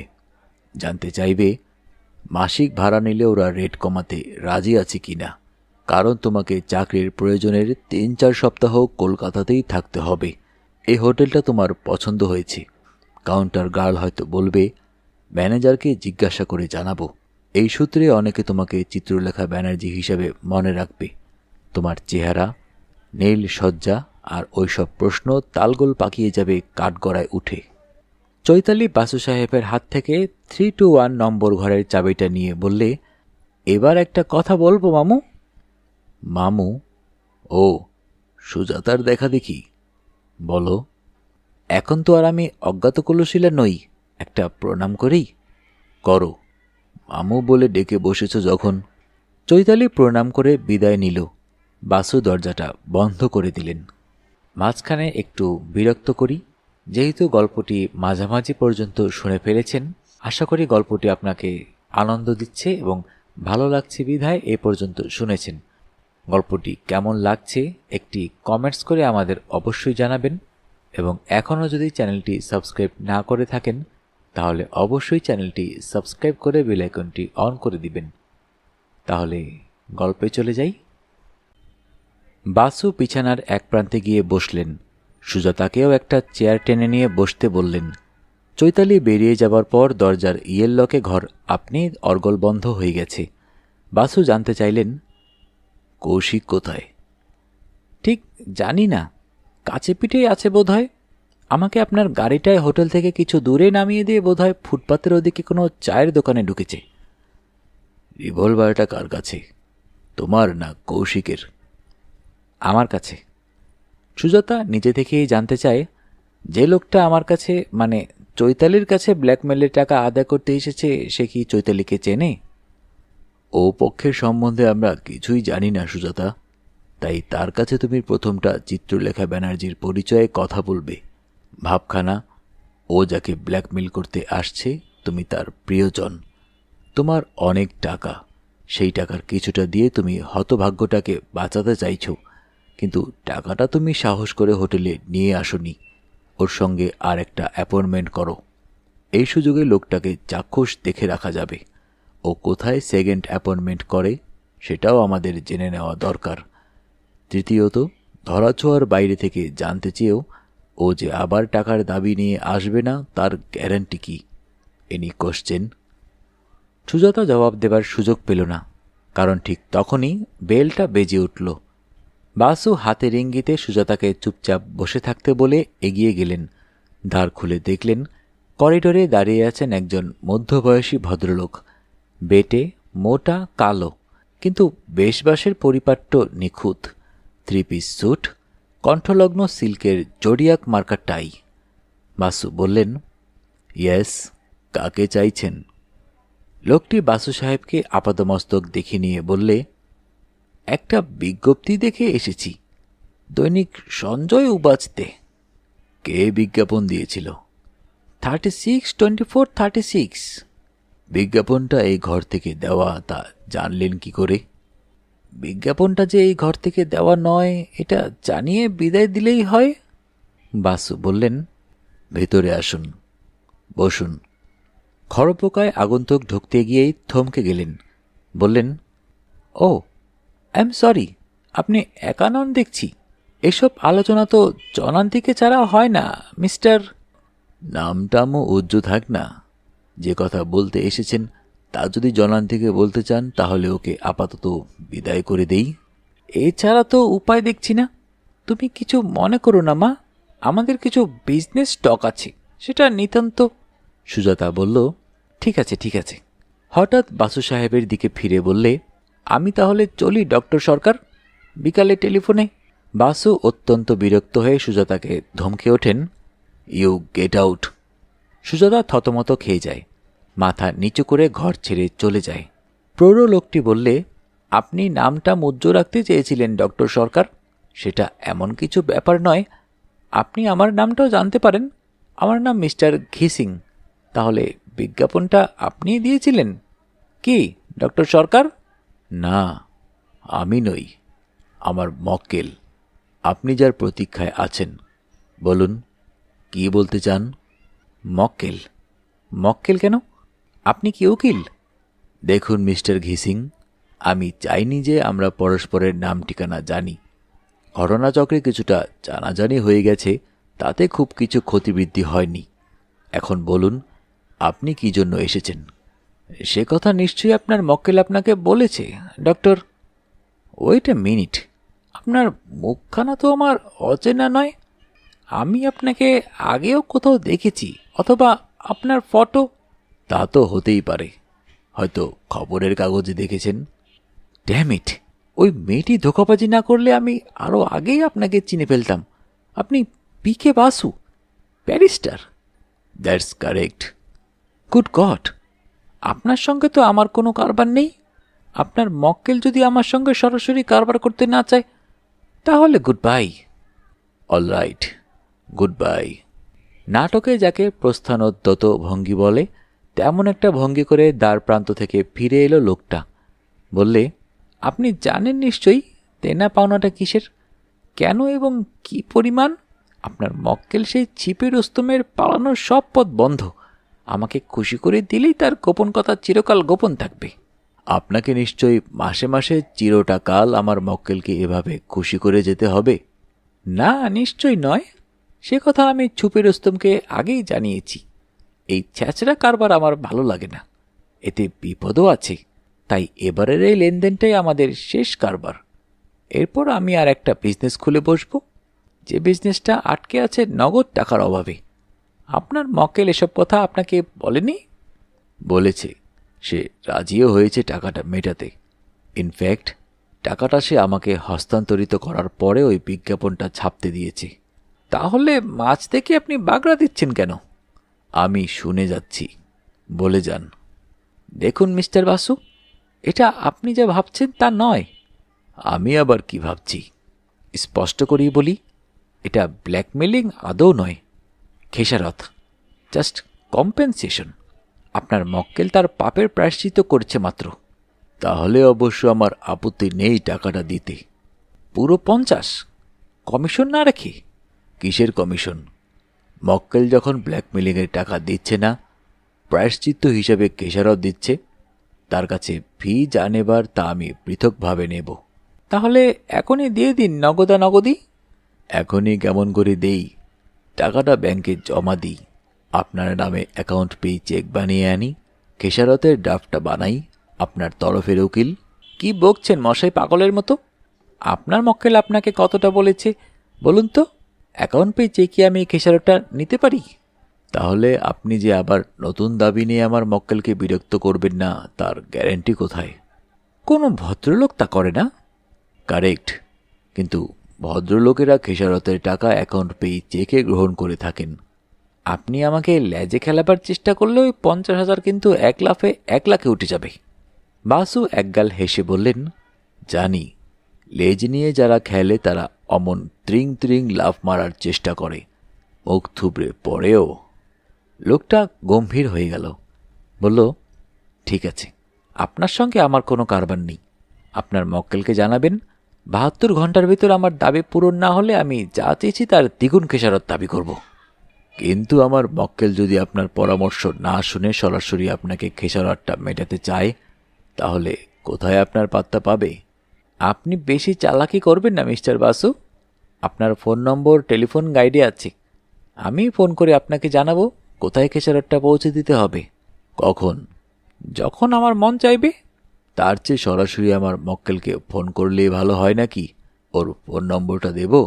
একবার বলেছি, আবার বলছি, বেশি চালাকি করবেন না। লোকটা গটগট করে এবার সত্যিই বেরিয়ে গেল ঘর থেকে। বাসু টেলিফোনটা তুলে নিয়ে 321 নম্বর ঘরে রিং করলেন। ও প্রান্তে চৈতালি ধরতেই প্রশ্ন করলেন, আমি বাসু মামু বলছি। শোনো চৈতালি, ব্ল্যাকমেলার এসেছিল, তার দৈহিক বর্ণনা, তার পোশাকের বিবরণ দিচ্ছি, দেখো তো লোকটাকে চিনতে পারো? চৈতালি ধরতে পারল না। বাসু বললেন, একটু পরেই আমি তোমার ঘরে আসছি, তুমি তৈরি হয়ে নাও, ব্যাংকে যেতে হবে টাকাটা জমা দিতে। ঠিক তখনই আবার কে ডোরবেল বাজালো। বাসু টেলিফোন নামিয়ে এগিয়ে এসে খুলে দেখেন সুজাতা ফিরে এসেছে। বললেন, তোমার অভিনয়টা ভালোই হয়েছিল, কিন্তু কাজে লাগেনি। ডক্টর সরকার সেজে আত্মগোপনের সুযোগ পাওয়া গেল না, লোকটা আমাকে চিনতে পেরে গেল। আর আপনি ওকে? কি করে চিনব? ওর উপাধি নিশ্চয়ই কিসিং নয়? না, নয়, কিন্তু ওর আসল নাম ঠিকানা আপনি একটু পরেই জানতে পারবেন। কিভাবে? আমি নিচে নেমে যেতেই আপনার ভাগ্নের সঙ্গে দেখা হয়ে গেল। আমার কাছে সব কথা শুনে সে গাড়িতে গিয়ে বসল। আমাকে বলল পাশের সিটে বসতে। ওই লোকটা হোটেল থেকে বেরিয়ে এলেই ওকে চিহ্নিত করে আমি যেন গাড়ি থেকে নেমে যাই, আপনাকে এসে খবর দিই যে ও লোকটাকে ফলো করতে গেছে। বাসু খুশি হয়ে বললেন, গুড ওয়ার্ক। তারপর? লোকটার সঙ্গে আপনার কি কথাবার্তা হয়েছে আমি জানি না, কিন্তু মনে হলো সে ক্ষেপে আগুন হয়ে আছে। ডাইনে বাই তাকালো না, বুনো মোষের মতো ঘোত ঘোত করতে করতে ওর মারুতি সুজুকি গাড়িতে গিয়ে বসল। নম্বরটা টুকে এনেছি। Very good. আমি বরং ও ঘরে গিয়ে দেখি চৈতালি কি করছে। এতক্ষণে ওর সুটকেস গোছানো হয়ে গেছে নিশ্চয়ই। ব্যাংক আওয়ার্সের মধ্যে টাকাটা জমা না দেওয়া পর্যন্ত আমার প্রাণটা ঠান্ডা হচ্ছে না। আমি ওকে নিয়ে ব্যাংকে যাচ্ছি। তুমি ইতিমধ্যে AAEI-তে একটা ফোন করো কল্যাণকে। কল্যাণ ভদ্র, আমাকে খুব শ্রদ্ধা করে। আমার নাম করে জিজ্ঞেস করো ওই নম্বরের গাড়ির মালিক কি AAEI-এর মেম্বার। আমি জানতে চেয়েছি। তাহলে নাম ধাম ফটো সব পাওয়া যাবে। চৈতালি ঘরে তৈরি হয়েই বসেছিল। বাসু তাকে নিয়ে সামনের ব্যাংকে গেলেন। ব্যাংক ড্রাফটটা বানাতে বেশ সময় লাগল। যা হোক, কাজ সেরে বাসু সাহেব ড্রাফটটা চৈতালিকেই রাখতে দিলেন। বললেন, চলো এবার দুজনে আমার 321 নম্বর ঘরে ফিরে যাই। আমি চাই না তোমাকে এই হোটেলের বেশি লোক মুখ চিনে রাখুক। আমরা ঘরেই কিছু খাবার আনিয়ে খেয়ে নেব। তারপর আমি তোমার নামে বুক করা ঘরে চলে যাব। এই ঘরের চাবিটা নিয়ে তুমি ঠিক 1টা নাগাদ খালি হাতে, অর্থাৎ শুধু ভ্যানিটি ব্যাগ হাতে দরজাটা টেনে দিয়ে বেরিয়ে যেও। নিচে নেমে গিয়ে একটা ট্যাক্সি নেবে। কেউ তোমাকে লক্ষ্য করছে কিনা, ফলো করছে কিনা ভ্রুক্ষেপ করবে না। ট্যাক্সি নিয়ে সোজা শিয়ালদহ স্টেশনে চলে যাবে। এ কাউন্টার ও কাউন্টার ঘোরাঘুরি করে লেডিস টয়লেটে ঢুকে পড়বে। সেখান থেকে অন্য দরজা দিয়ে বেরিয়ে আসার চেষ্টা করবে। একটা ফ্লাইং ট্যাক্সি ধরবে বিকাল 3:30 নাগাদ। সোজা চলে যাবে দমদম এয়ারপোর্ট। ইন্ডিয়ান এয়ারলাইন্স কাউন্টারে গিয়ে আমার নাম ছাপা এই কার্ডটা দেখালেই তুমি বাগডোগরার একটা টিকিট পেয়ে যাবে। তোমাকে নিয়ে ওই 7:17 প্লেনে আমি শিলিগুড়ি যাব আজ। Any question? আগে না। দুজনে সেই মতো 321 নম্বর ঘরে এলেন। খাবারের অর্ডার দিলেন। আহার যখন মধ্যপথে, তখন বেজে উঠল টেলিফোন। বাসু ধরলেন। ওপাশের ঘর থেকে সুজাতা ফোন করছে। ইয়েস, বলো সুজাতা। ও টেলিফোন করেছিল। লোকটার নাম সত্যি ঘিসিং, হীরালাল ঘিসিং। জৈন এক্সপোর্ট ইম্পোর্টের সঙ্গে জানাশোনা আছে। নেপালি কিউরিও জোগাড় করে। চৈতালি তাকে চেনে না? কমিশন এজেন্টকে? বাসু টেলিফোনে হাত চাপা দিয়ে প্রশ্নটা চৈতালিকে করলেন। চৈতালি বলল, হ্যাঁ চিনি বই কি। কাঠমান্ডুতে থাকেন। রঞ্জনাদি ওর রাখি বহিন। উনি কলকাতায় এসেছেন কবে? কেন? বাসু সে কথার জবাব না দিয়ে সুজাতাকে প্রশ্ন করেন, কৌশিক কি ওর ঠিকানা জেনে এসেছে? আগে হ্যাঁ, লিটল রাসেল স্ট্রিটে একটা অ্যাপার্টমেন্ট হাউসের 7 তলায় থাকেন। অ্যাপার্টমেন্ট 7/3, নতুন অ্যাপার্টমেন্ট হাউস। বাড়ি নম্বর 132/A। বাড়িটার নাম স্কাইলার্ক। বাসু বললেন, আমি এখনই ও ঘরে আসছি, অপেক্ষা করো। টেলিফোন নামিয়ে রাখতেই চৈতালি জানতে চায়, মিস্টার ঘিসিং কি এখন কলকাতার বাসিন্দা? আর রঞ্জনাদি? রঞ্জনাদির কথা তো আমি জানতে চাইনি। তবে ঘিসিং থাকেন লিটল রাসেল স্ট্রিটের স্কাইলার্কে, 132/A। তা সে যাই হোক, তুমি স্রেফ ভ্যানিটি ব্যাগ হাতে এয়ারপোর্টে চলে যাবে। দেখো কেউ যেন তোমাকে এয়ারপোর্টে ফলো না করে। তোমার সুটকেসটা নিয়ে আমি এই ঘর থেকে চেক আউট করে যাব। সুজাতা কাল চেক আউট করবে চিত্রলেখা ব্যানার্জির পরিচয়ে। চৈতালি ঘাড় নেড়ে সায় দিল। বাসু ফিরে এলেন 315 নম্বরে। দেখলেন সুজাতাও সাহস করে ডাইনিং হলে যায়নি। তার ভুক্তাবশিষ্ট প্লেট পড়ে আছে দরজার কাছে। বাসু সাহেব ভিতরে এসে দরজাটা বন্ধ করে দেবার পর সুজাতা জানতে চায়, ব্যাংকের কাজ মিটল? হ্যাঁ, কালো টাকা আবার সাদা হয়ে গেছে। ঘাম দিয়ে জ্বর ছাড়ল যেন। আপনার কি মনে হয় মামু, মেয়েটি সত্যি বিপদে পড়েছে? ঠিক বুঝতে পারছি না সুজাতা।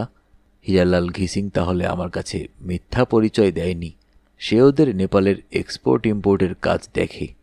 চৈতালি বলল, রঞ্জনা ওর রাখি বহিন। সে হরিমোহনকে ব্ল্যাকমেলিং করছে কেন? কি বাবদে? হরিমোহনই বা অত টাকা কোথায় পেল? রিভলভারটাই বা তার হেফাজতে ছিল না কেন? অনেকগুলো প্রশ্নের উত্তর পায়নি। তাই বোঝা যাচ্ছে না চৈতালি কতটা বিপদে পড়েছে। সুজাতা কি একটা জবাব দিতে যাচ্ছিল, তার আগেই কে যেন দ্বারে করাঘাত করল। সুজাতা বলে, ঘিসিং ফিরে এলো নাকি? বাসু মাথা নাড়লেন, না, সে এলে বেল বাজাতো। এ করাঘাতে ঔদ্ধত্যের প্রকাশ। হয় হোটেলের হাউস ডিটেকটিভ, নয় পুলিশ। ঘরটা তোমার, তুমিই দরজাটা খুলবে, কিন্তু কথাবার্তা আমাকে বলবার সুযোগ দিও। সুজাতা গিয়ে দরজাটা খুলে দিতেই ঘরে ঢুকল দুজন সাদা পোশাকের পুলিশ। দুজনেরই মুখ চেনা। নাম দুটো মনে পড়ল না বাসু সাহেবের। ওদের মধ্যে বয়স্ক পুলিশ অফিসারটি বলে ওঠেন, এ কি বাসু সাহেব, আপনি এখানে? বাসু বললেন, প্রশ্নটা আমরাও করতে পারি, আপনারা এখানে? দুজনে এগিয়ে এলো। দরজাটা বন্ধ করে গুছিয়ে বসল দুটি চেয়ারে। বয়স্ক পুলিশ অফিসারটি তার পকেট থেকে শনাক্তিকরণ কার্ডটা দেখিয়ে বললেন, ক্যালকাটা পুলিশ, লালবাজার থেকে আসছি। বাসু বললেন, কি ব্যাপার? বয়স্ক অফিসারটি তার সহকারীকে বললেন, কাগজটা পড়ে দেখো তো গণেশ, কি লিখেছে? বয়স 20, রং ফর্সা, 5 ফুট 2, 150 পাউন্ড। শেষ দেখা গেছে নীল শাড়ি, নীল ব্লাউজ, নীল চুড়ি, নীল লকেট, তাই তো? গণেশ সুজাতাকে আপাদমস্তক এক নজর দেখে নিয়ে একগাল হেসে বললে, ইউক্লিডের ভাষায় সমানুপাত। বয়োজ্যেষ্ঠ পুলিশ ধমকে ওঠেন, ইউক্লিড? সে আবার কে? সেই অ্যাংলো ইন্ডিয়ান স্মাগলার ছোকরা? আগে না স্যার, বলছি কি হুবহু মিলে গেছে। ইউক্লিড না চেনা পুলিশ অফিসারটি এবার সুজাতাকে প্রশ্ন করেন, মা লক্ষ্মীর নামটা নিশ্চয়ই চৈতালি বসু, শিলিগুড়ির বাসিন্দা? বাসু বাধা দিয়ে বলে ওঠেন, জাস্ট মিনিট, সর্বপ্রথমে বলুন, আপনারা দুজন পুলিশ এ ঘরে কেন হানা দিয়েছেন? টাক সর্বস্ব রুখে ওঠেন, সে কথা আপনাকে বলতে যাব কেন? কারেক্ট, আমাকে বলবেন না, বলবেন ওই মেয়েটিকে যাকে প্রশ্নটা করছেন। আপনারা কি আন্দাজ করছেন ও কোনো অপরাধ করেছে? করে থাকতে পারে, আবার নাও পারে, আমরা জানি না। আমরা এসপি শিলিগুড়ির অনুরোধ মতো কিছু তথ্য সংগ্রহ করছি মাত্র। ঠিক কথা, কিন্তু শিলিগুড়ির পুলিশ কি সন্দেহ করছেন মেয়েটি কোন অপরাধ করেছে? কি অপরাধ তা আমরা কেমন করে জানব? ওরা যেটুকু জানতে চেয়েছে তাই আমরা তদন্ত করে জানাচ্ছি। সেক্ষেত্রে আপনাদের কর্তব্য হবে মেয়েটিকে তার সাংবিধানিক অধিকার সম্বন্ধে সচেতন করে প্রশ্নটা পেশ করা। উনি যেন তা জানেন না, ন্যাকা। ওই প্রশ্নটা আপনাকে পেশ করতে হবে সুপ্রিম কোর্টে। কোন প্রশ্নটা? সুপ্রিম কোর্টে ডিভিশন বেঞ্চের বিচারকদ্বয় ন্যাকা কিনা তারাই বিধানটা পাকা করেছেন। অলরাইট অলরাইট, অবধান করুন মিস বোস, আমরা বর্তমানে আপনাকে কোনো বিশেষ অপরাধে অপরাধী বলে চিহ্নিত করছি না, আপনাকে গ্রেপ্তার করতেও আসিনি। আপনি ইচ্ছে করলে আমাদের প্রশ্নের কোনো জবাব নাও দিতে পারেন, বলতে পারেন যে আপনার উকিলের উপস্থিতি ভিন্ন, আপনি আমাদের কোনো প্রশ্নের জবাব দেবেন না। আপনি যদি নিজে ব্যয় বাধা দিয়ে বাসু বলেন, মেয়েটির অ্যাটর্নি এখানে উপস্থিত, আমি নিজেই। অলরাইট, এবার বলুন মিস চৈতালি বাসু, আপনি এ হোটেলে এমন ছদ্মনামে কেন উঠেছেন? জবাব দিলেন বাসু, ব্যক্তিগত প্রয়োজনে। মিস বোস, আপনি কি জানেন যে যে কোম্পানিতে আপনি ক্যাশিয়ারের চাকরি করেন তার তহবিল থেকে একটা বিরাট টাকার অঙ্ক তছরূপ হয়ে গেছে? No comments. এক কথায় থামিয়ে দিলেন বাসু সাহেব। আপনি ক্রমাগত পোড়ন কাটছেন কেন মশাই? আপনি জানেন কি বিরাট অঙ্কের গরমিল হয়েছে ওদের তহবিলে? পাক্কা 2 লাখ, বুঝলেন? 2 lakhs। এই প্রথম মনে হলো বাসু সাহেব একটু ঘাবড়ে গেছেন।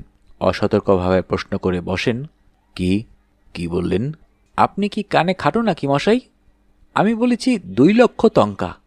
ক্যাশিয়ার নিরুদ্দেশ হবার সঙ্গে সঙ্গে। বাসু ততক্ষণে সামলে নিয়েছেন। বলেন, আপনারা অথবা শিলিগুড়ির পুলিশ কি মনে করেন যে আমার মক্কেল এই তহবিল তছরূপের জন্য দায়ী? আমি এখনও সে কথা বলিনি, আমি শুধু কিছু তথ্য সংগ্রহ করতে চাইছি। কিন্তু আপনারা একবারও বলেননি যে এই তহবিল তছরূপের অপরাধে আপনারা আমার মক্কেলকে দায়ী করবেন না। আগে না, তা বলিনি। আবার একথাও বলিনি যে তিনিই দায়ী। নর্দার্ন সার্কেলের ডিসির অনুরোধ অনুসারে আমরা কিছু তথ্য সংগ্রহ করছি মাত্র। সেক্ষেত্রে ওর আইন পরামর্শদাতা হিসেবে আমি ওকে পরামর্শ দেব কোনো প্রশ্নের জবাব না দিতে। 2 পুলিশ অফিসার উঠে দাঁড়ায়। সুজাতার দিকে ফিরে বলে, কাজটা ভালো করলে না চৈতালি দিদি? আচ্ছা চলি। ওরা ঘর ছেড়ে চলে যায়।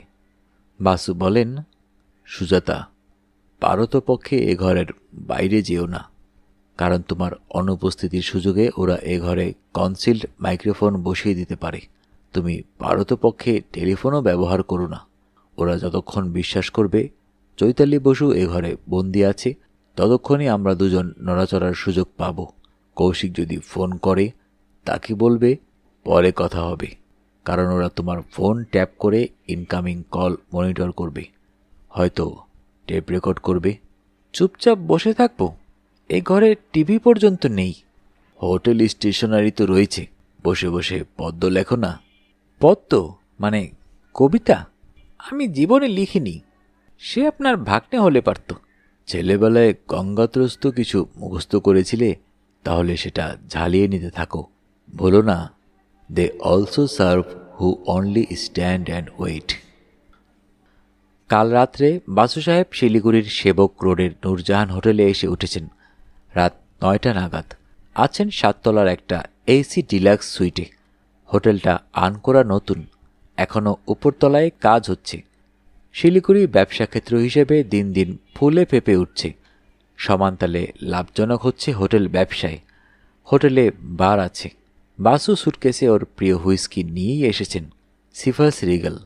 সিভাস রিগাল আবার সর্বত্র পাওয়াও যায় না। বেলবয়কে দিয়ে কিছু চিকেন কাবাব আর বরফ আনিয়ে নিয়েছেন। ফোনটা তুলে নিয়ে কলকাতার বাড়িতে এসটিডি করলেন। ধরল কৌশিক। জানতে চাইল, শিলিগুড়ি হোটেল থেকে বলছেন তো? বাসু বললেন, সুজাতা কি এখনো হোটেলে? আগে হ্যাঁ, 315 নম্বর ঘরটা সে কুম্ভের মতো রক্ষা করছে। কুম্ভ? কোন কুম্ভ? অ্যাকুইরাস? আগে না, কুম্ভ রাশি নয়, একা কুম্ভ রক্ষা করে নকল বুদিগর। আমি গেছিলাম, বেল বাজালাম, নো সারা শব্দ। টেলিফোন করলাম, নো সারা শব্দ। রুদ্ধদার কক্ষে সে নির্বিকল্পে দিব্যি আছে। আর তোমার গৃহিণী এই নাটকে যে চরিত্রটা অভিনয় করছে তার খবর কিছু জানো? সে কি? সে খবর তো আপনি আমাদের জানাবেন। না, জানাতে পারছি না। ওই ফ্লাইটেও আসেনি, টিকিটও কালেক্ট করেনি। প্রথম দিনই ও বলেছিল নিরুদ্দেশ হতে চায়। এতদিনে সে সফলকাম হয়েছে বলে মনে হচ্ছে। সে কোথায় জানি না। কাল সকালে ওখানকার একটা অফিসে আপনার অ্যাপয়েন্টমেন্ট ছিল, সেটা রাখছেন তো? হ্যাঁ, এলামি যখন তখন অফিসটা এক নজর দেখে যাই।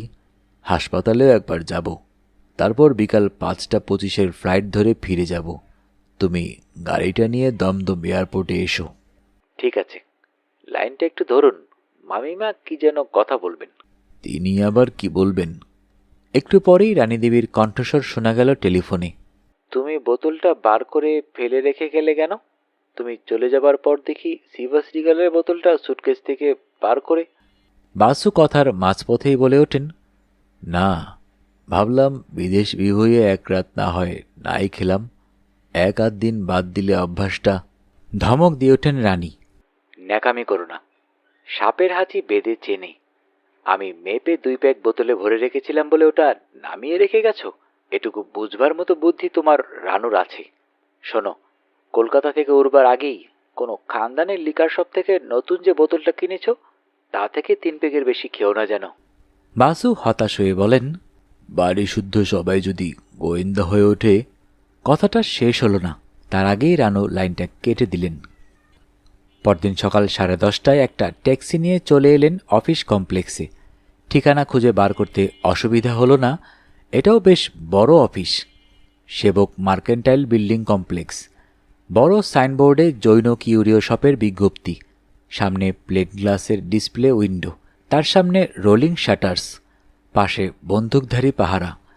ডিসপ্লে উইন্ডোতে নানান জাতের কিউরিও, হাতির দাঁতের কাজ, রূপার ওপর ফিলিগ্রি, সিল্ক ক্রোল, নানান জাতের পেন্টিং, এদেশি ও দেশি।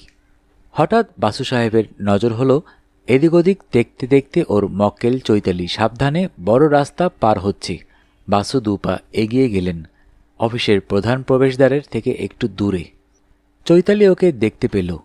বাসু ভেবেছিলেন প্রচণ্ড একটা ধমক দেবেন, দেওয়া হলো না। এক রাত্রে চৈতালি যেন আমূল বদলে গেছে, তাকে চেনাই যায় না। মেরি আতোয়ানেতের কর্মবহুল জীবনের শেষ রাত্রিটা যেন ওর কাটিয়ে এসেছে। প্রসাধনের চিহ্ন মাত্র নেই, চুলগুলো ঝড়ে বিধ্বস্ত পাখির বাসা। বাসু ওর 2 বাহুমূল চেপে ধরে বলেন, কি হয়েছে চৈতালি? হরি হরি, কাল রাত 1টার সময়। বাকিটা বলতে পারল না। বৃদ্ধের কাঁধে মাথা রেখে ফুপিয়ে কেঁদে ফেলল। বাসু ওর মাথায় হাত বুলিয়ে বললেন, লক্ষ্মীটি, চৈতালি কাঁদে না। রাস্তার মাঝখানে এভাবে। হাত দিয়ে ইঙ্গিত করতেই একটা ট্যাক্সি এগিয়ে এলো। লোকটার হাতে একটা 20 টাকার নোট গুজে দিয়ে বললেন, কাছাকাছি কোনো পার্কে নিয়ে চলো সর্দারজি। 50 ট্যাক্সি ড্রাইভার বিয়োগান্ত নাটকটাতে অভিভূত হয়েছেন। নিঃশব্দে ওদের দুজনকে নিয়ে এসে দাঁড় করালো একটা ফাঁকা উদ্যানে। বাসু ট্যাক্সিটাকে অপেক্ষা করতে বলে ওকে নিয়ে নামলেন, বেঞ্চে গিয়ে বসলেন। বললেন, শেষ সময়ে কি তুমি উপস্থিত ছিলে? চৈতালি ইতিবাচক গ্রীবা সঞ্চালন করলেন। ওর জ্ঞান কি ফিরেছিল শেষ পর্যন্ত? দুদিকে মাথা নেড়ে এবার জানালো, না। এখনো কি হাসপাতালে আছে? এবার রুমালের চোখ মুছে চৈতালি বললে, না, ধ্রুব, সতীশ, নিমাই, মদনলাল ওরা সবাই ওকে নিয়ে গেছে শ্মশানে। হিন্দু সৎকার সমিতির গাড়িতে আমাকে যেতে বারণ করল। ধ্রুবই ওর সবচেয়ে প্রাণের বন্ধু ছিল। সেই শ্মশানে করবে আমাকে কিছুতেই সঙ্গে নিল না। ওরা ঠিকই করেছে। ওরা বোধহয় হরির বন্ধু ছিল, তাই নয়? আমারও বন্ধু, আমরা তো যমজ। মনটাকে শক্ত করো চৈতালি, এদিকেও তোমার অনেক কাজ বাকি। জানি, সেই জন্যই তো ছুটে চলে এসেছি। প্লেনটা ধরতে পারলাম না। রাত 8টায় একটা চার্টার্ড প্লেনে এসেছি। একটা টিকিট খামোখা নষ্ট হলো, কি আর করা যাবে? তা তো বটেই, কিন্তু প্লেনটা তুমি ধরতে পারলে না কেন? যথেষ্ট মার্জিন নিয়ে তো হোটেল থেকে বের হয়েছিলে। আমি যখন হোটেল ছাড়ি তখন বেলা 3:10। তুমি তো তার আগেই। হ্যাঁ, তার আগেই আমি। কি জানেন, আমার ক্রমাগত মনে হচ্ছিল কে যেন আমাকে ফলো করছে। তাছাড়া একটা টেলিফোন বুথে গিয়ে আমি এই শিলিগুড়ির হাসপাতালে এসটিডি করেছিলাম। ওরা বলল, ওরা জানালো হরির অবস্থা। আমার আর কোনো জ্ঞান ছিল না মামু। বাসু ওর পিঠে চাপড় মেরে বললেন, লুক হিয়ার চৈতালি, যা হবার হয়ে গেছে। হরি যে তোমার কতখানি ছিল তা আমি বুঝছি, কিন্তু তোমার বিপদও কাটেনি এখনো। শিলিগুড়ি পুলিশ তোমাকে খুঁজছে। এখন আর আমার কোনো ভয় নেই। জেলে যেতে বা ফাঁসি হলে, তাই তো সোজা অফিসে যাচ্ছিলাম। বোকার মতো কথা বলো না চৈতালি। হরি যে চোর নয়। তুমি যে তহবিল তছরূপ করনি এটা প্রমাণ না করে তুমি মরেও শান্তি পাবে না।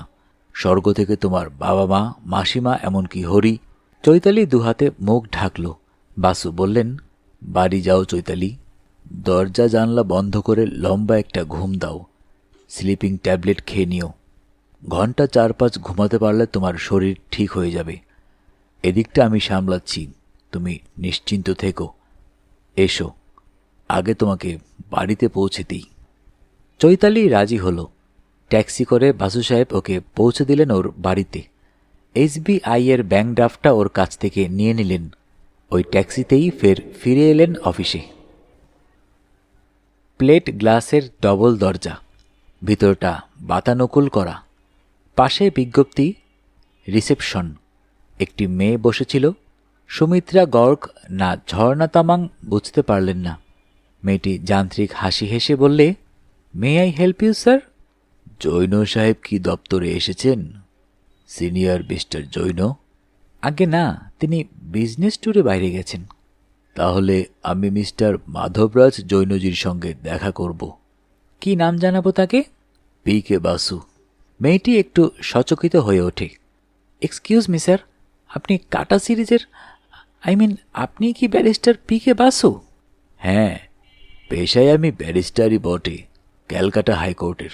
মেয়েটি কি একটা কথা বলতে যাচ্ছিল, তার আগেই ঘর থেকে একজন এগিয়ে এসে বললে, বড়বাবু অ্যাটেন্ডেন্স রেজিস্টারখানা চাইছেন। মেয়েটি হস্তান্তরিত করার সঙ্গে সঙ্গে বাসু বলে ওঠেন, তোমার নামটা কি মা? সুমিত্রা না ঝর্ণা? মেয়েটি অবাক হয়ে যায়, বলে, আপনি কেমন করে? বাসু আঙ্গুল তুলে বললেন, মাধবরাজজিকে খবরটা জানাও। ও ইয়েস স্যার, ইনডিড। মেয়েটি ইন্টারকমের দিকে সরে গিয়ে কাকে কি যেন বলল। যন্ত্রটা এমনভাবে বসানো যাতে কাউন্টারের বাইরে দাঁড়িয়ে বাসু কিছু শুনতে পেলেন না, ওর ওষ্ঠাধরের কম্পনও দেখতে পেলেন না। একটু পরে হল কামরার বিপরীতে একটা দরজা খুলে গেল। ইতিমধ্যে আরও 2-4 জন করণিক শ্রেণীর লোক হলে এসেছে। চেয়ারে গিয়ে বসতে শুরু করেছে। ভিতরের দিকে খোলা দরজার ও প্রান্তে এসে যিনি দাঁড়ালেন তিনি নিশ্চয়ই মাধবরাজজি। দশাশই জোয়ান, 40-এর কাছাকাছি বয়স, 5-10 উচ্চতা, কপালটা চওড়া, সামনের দিকে চুল উঠে যাওয়ায় সেটা আরও প্রকট। দৃঢ় নিবদ্ধ ওষ্ঠধর, ব্যক্তিত্বময় চেহারা। ওখান থেকেই বললেন, মিস্টার বাসু? রাইট, আমি মাধবরাজ জৈন, আমার সঙ্গে কি উদ্দেশ্যে দেখা করতে এসেছেন mister Basu? I mean purpose of your visit? দুজনের মধ্যে অন্তত 10 ফুটের ব্যবধান। এ প্রান্ত থেকে বাসু বললেন, চৈতালি বসু। তার সম্বন্ধে কি কথা বলতে এসেছেন? চৈতালি বসু কি আপনাদের ক্যাশিয়ার? হ্যাঁ, কিন্তু সে এই অফিসে নেই, ছুটিতে আছে। ওর ভাইয়ের একটা অ্যাক্সিডেন্ট হয়েছে, শিলিগুড়ি সদর হাসপাতালে আছে। চৈতালি সম্ভবত তার ভাইয়ের কাছে আছে, সেখানে গেলে তার দেখা পেতে পারেন, but I am not sure. আমি তো বলিনি যে চৈতালিকে আমি খুঁজছি, বলেছি চৈতালির বিষয়ে আপনার সঙ্গে জনান্তিকে কিছু কথা বলতে চাই। Is that so? বলুন। বাসু অতপর উচ্চকণ্ঠে বললেন, অল রাইট, আপনি যদি এখানেই আলোচনাটা এভাবে করতে চান তাহলে তাতে আমার তরফে আপত্তি নেই। আদালতে চেঁচিয়ে বক্তৃতা করার অভ্যাস আমার আছে। শুনুন মিস্টার জৈন, চৈতালি বসু আপনাদের ক্যাশিয়ার, আমার মক্কেল। আমি কলকাতা থেকে ব্যক্তিগতভাবে জানতে এসেছি আপনারা কেন শিলিগুড়ির পুলিশকে বলেছেন যে আমার মক্কেল 2 লক্ষ টাকার তহবিল তছরূপ করে নিখোঁজ হয়েছে। মাধবরাজ 2 হাত সামনে বাড়িয়ে 2 পা এগিয়ে এলেন, বলেন, please stop there mister Basu, অমন কথা আমরা বলিনি। তাহলে কেমন কথা শিলিগুড়ি পুলিশকে বলেছেন, যার ফলে লালবাজার থেকে 2 জন পুলিশ হোটেলে এসে প্রকাশ্যে হামলা করে আমার মক্কেলকে মানহানিকর প্রশ্ন করার সাহস পায়? মিস্টার বাসু, প্লিজ, অমন একটা বিষয়ে আলোচনা করার না এটা সময় না পরিবেশ। কেন? সময়টা তো অফিস টাইম, আর পরিবেশটা তো আপনিই বেছে নিলেন আমার জনান্তিকে আলোচনার প্রস্তাবটা অগ্রাহ্য করে, তাই নয়? স্থান নির্বাচন তো আমি করিনি। I am sorry mister Basu, অনুগ্রহ করে আমার ঘরে এসে বসবেন কি? বাসু মাধবরাজের নির্দেশ মতো তার ঘরে ঢুকে ভিজিটার্স চেয়ার দখল করে পাইপ ধরালেন। মাধবরাজ তার চেয়ারে বসে বললেন, কিছু মনে করবেন না স্যার, আমার মাথার ঠিক ছিল না। একটু আগে অডিটর আমাকে জানিয়েছেন যে তহবিলে যে ঘাটতি আছে তার পরিমাণ 2 লক্ষ টাকা। আগে না, একটু আগে নয়, আপনার মাথা এখনও ঠিক হয়নি। গতকাল দুপুরে ক্যালকাটা পুলিশ জানতো যে ঘাটতির পরিমাণ 2 লক্ষ টাকা। হ্যাঁ, তাই বটে, কাল সকালে। ফলে বুঝতেই পারছেন আমরা কি পরিমাণ উদ্বিগ্ন হয়ে উঠেছি। ক্যাশের চাবি থাকে 3 জনের কাছে, চাচাজি, আমি আর মিস বসু। তা চাচাজি আজ কদিন শিলিগুড়ির বাইরে, নেপালে। এদিকে মিস বসুকে ছুটি দেওয়া হয়েছে যেহেতু তার ভাই হাসপাতালে মরণাপন্ন। অথচ খোঁজ নিয়ে জানা গেল মিস বসু শিলিগুড়িতে নেই। এক্ষেত্রে আমরা যদি ব্যস্ত হয়ে, চাবি তো আপনার কাকার কাছেও থাকে, কই তার পিছনে তো আপনারা পুলিশ লিলিয়ে দেননি। মিস্টার বাসু, আমার কাকা এমপ্লয়ি নন, তিনি এই ফার্মের পার্টনার, মালিক। তিনি ইচ্ছে করলে কাউকে না বলে ভল্ট থেকে 2 লক্ষ টাকা বার করে নিয়ে যেতে পারতেন, যেমন আপনিও পারেন, ঠিক কি না? ঠিক। কিন্তু ক্যাশ থেকে কোনো কারণে তিনি 2 লাখ টাকা বার করে নিলে নিশ্চয়ই আমাকে বলে যেতেন। আপনি নিজে 2 লাখ টাকা বার করে নিলে কাকে বলতেন? কাকাকে না ক্যাশিয়ারকে? সম্ভবত দুজনকেই। সম্ভবত, অর্থাৎ রিয়াল এমার্জেন্সি থাকলে।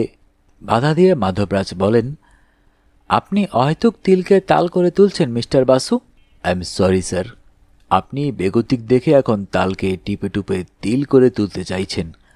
আপনি কেমন করে জানলেন যে আপনার ক্যাশিয়ার ছুটিতে থাকাকালে কলকাতার কোন হোটেলে উঠেছে, কি নামে উঠেছে? এক্সকিউজ মি স্যার, সেটা কোম্পানির গোপন ব্যাপার, এ নিয়ে আপনার সঙ্গে আমি আলোচনা করতে পারি না। বাসু বললেন, অল রাইট, আলোচনা করবেন না। আমি শুধু ব্যক্তিগতভাবে আপনাদের জানাতে এসেছিলাম যে মিস চৈতালি বসু আমার মক্কেল। আমরা মনে করি আপনারা লালবাজারে অভিযোগ করে বলতে চেয়েছেন আমার মক্কেল 2 লাখ টাকা তহবিল তছরূপ করেছে। এটা মর্যাদাহানিকর অভিযোগ, মানহানিকর। আমরা যথারীতি লিগ্যাল অ্যাকশন নেব। এই আমার কার্ড মিস্টার জৈন। আপনি বা আপনার কোম্পানি যদি আমার মক্কেলের সঙ্গে ওই ক্যাশ তহবিল সম্বন্ধে কোনো আলোচনা করতে চান তাহলে অনুগ্রহ করে তা আমার মাধ্যমে করতে হবে। Is that clear? আপনি কি বলতে চান যে মিস বোস সে চাকরি ছেড়ে দিচ্ছেন? সে কথা তো আমি বলিনি। আমি বলেছি আপনাদের ক্যাশের ঘাটতি বিষয়ে কোনো প্রশ্ন বা আলোচনা যদি আপনারা আমার মক্কেলের সঙ্গে করতে চান তাহলে তা আমার মাধ্যমে করতে হবে। প্লিজ মিস্টার বাসু, আপনি ব্যাপারটা ওভাবে নেবেন না। পুলিশ যদি হোটেলে কোনো মানহানিকর কথা বলে থাকে, সে তাদের দায়িত্ব। আমরা শুধু খোঁজ নিতে বলেছিলাম মিস বসুর সঙ্গে যোগাযোগ করে জানতে যে ওই 2 লক্ষ টাকার ঘাটতি বিষয়ে তিনি কিছু জানেন কিনা। ক্যাশে আপনাদের 2 লাখ টাকা নগদে থাকে কেন? শিলিগুড়িতে ভালো ব্যাংক ট্যাঙ্ক নেই?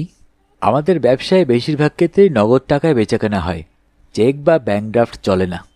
যাতে কেনাবেচার কোনো প্রমাণ না থাকে। যে বেচেছে সে বোধ করি স্ট্যাম্পড রসিদও দেয় না, তাই না? না না, আপনি যা ভাবছেন তা নয়। আমরা নগদে কেনাবেচাটা পছন্দ করি। তারপর লেনদেনটা সম্পূর্ণ হলে পরে সময় সুযোগ মতো খাতাপত্রে। বুঝছেন না? আগে না, আদৌ বুঝছি না। ইনকাম ট্যাক্স বা ওয়েলথ ট্যাক্স ফাঁকি দেওয়া ছাড়া এর আর কি উদ্দেশ্য থাকতে পারে? আরে না না, এটা অন্য ব্যাপার। অনেক দেশ থেকে দুষ্প্রাপ্য মূর্তি, ছবি ইত্যাদি আসে তো, সেসব দেশে হয়তো সীমান্তের ওপারে ওসব মালপত্র নিয়ে যাওয়াই নিষিদ্ধ। তার মানে স্মাগল গুডস অথবা চোরাই মাল। কি আশ্চর্য! তা হবে কেন? আমরা রামশ্যাম যদুর কাছে এসব দুষ্প্রাপ্য কিউরিও কিনি না বা বেচি না। জেনুইন ডিলার, জেনুইন খদ্দের। জেনুইন ডিলার চেকে লেনদেন করতে রাজি নন কেন? তাই তো বোঝালাম এতক্ষণ। আপনি না বুঝলে আমি নাচার। ন্যাচারালি, কিন্তু বিচারকও আমার মতো বোকা হলে আপনি নাচার বলে পার পাবেন না মিস্টার জৈন। বুদ্ধিগ্রাহ্য ব্যাখ্যা আপনাকে দিতে হবে। কি কারণে আপনাদের ক্যাশে 2-5 লাখ টাকা সবসময় নগদে রাখতে হয়? কি কারণে চেকে লেনদেন হয় না? বিচারক মানে? কোন বিচারক? তা তো এখনই বলতে পারছি না। আমরা যখন মানহানির মামলাটা আনব, তখন যে বিচারক সেটার বিচার করবেন। ঠিক এই সময়ই ইন্টারকম যন্ত্রটা জৈন সাহেবের দৃষ্টি আকর্ষণ করতে চাইল।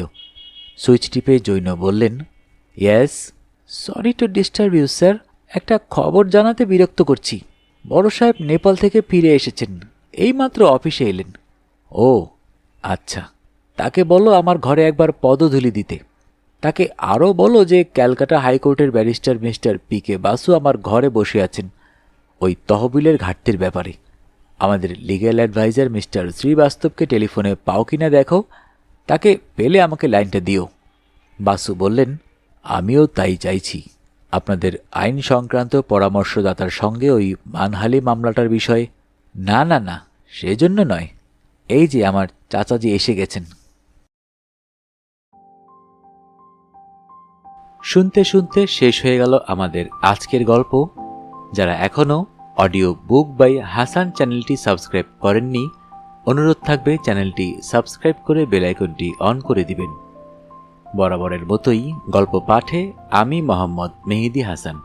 সবাই ভালো থাকবেন, সুস্থ থাকবেন এবং বেশি বেশি করে বই পড়বেন, কারণ বইয়ের চেয়ে ভালো বন্ধু আর হয় না।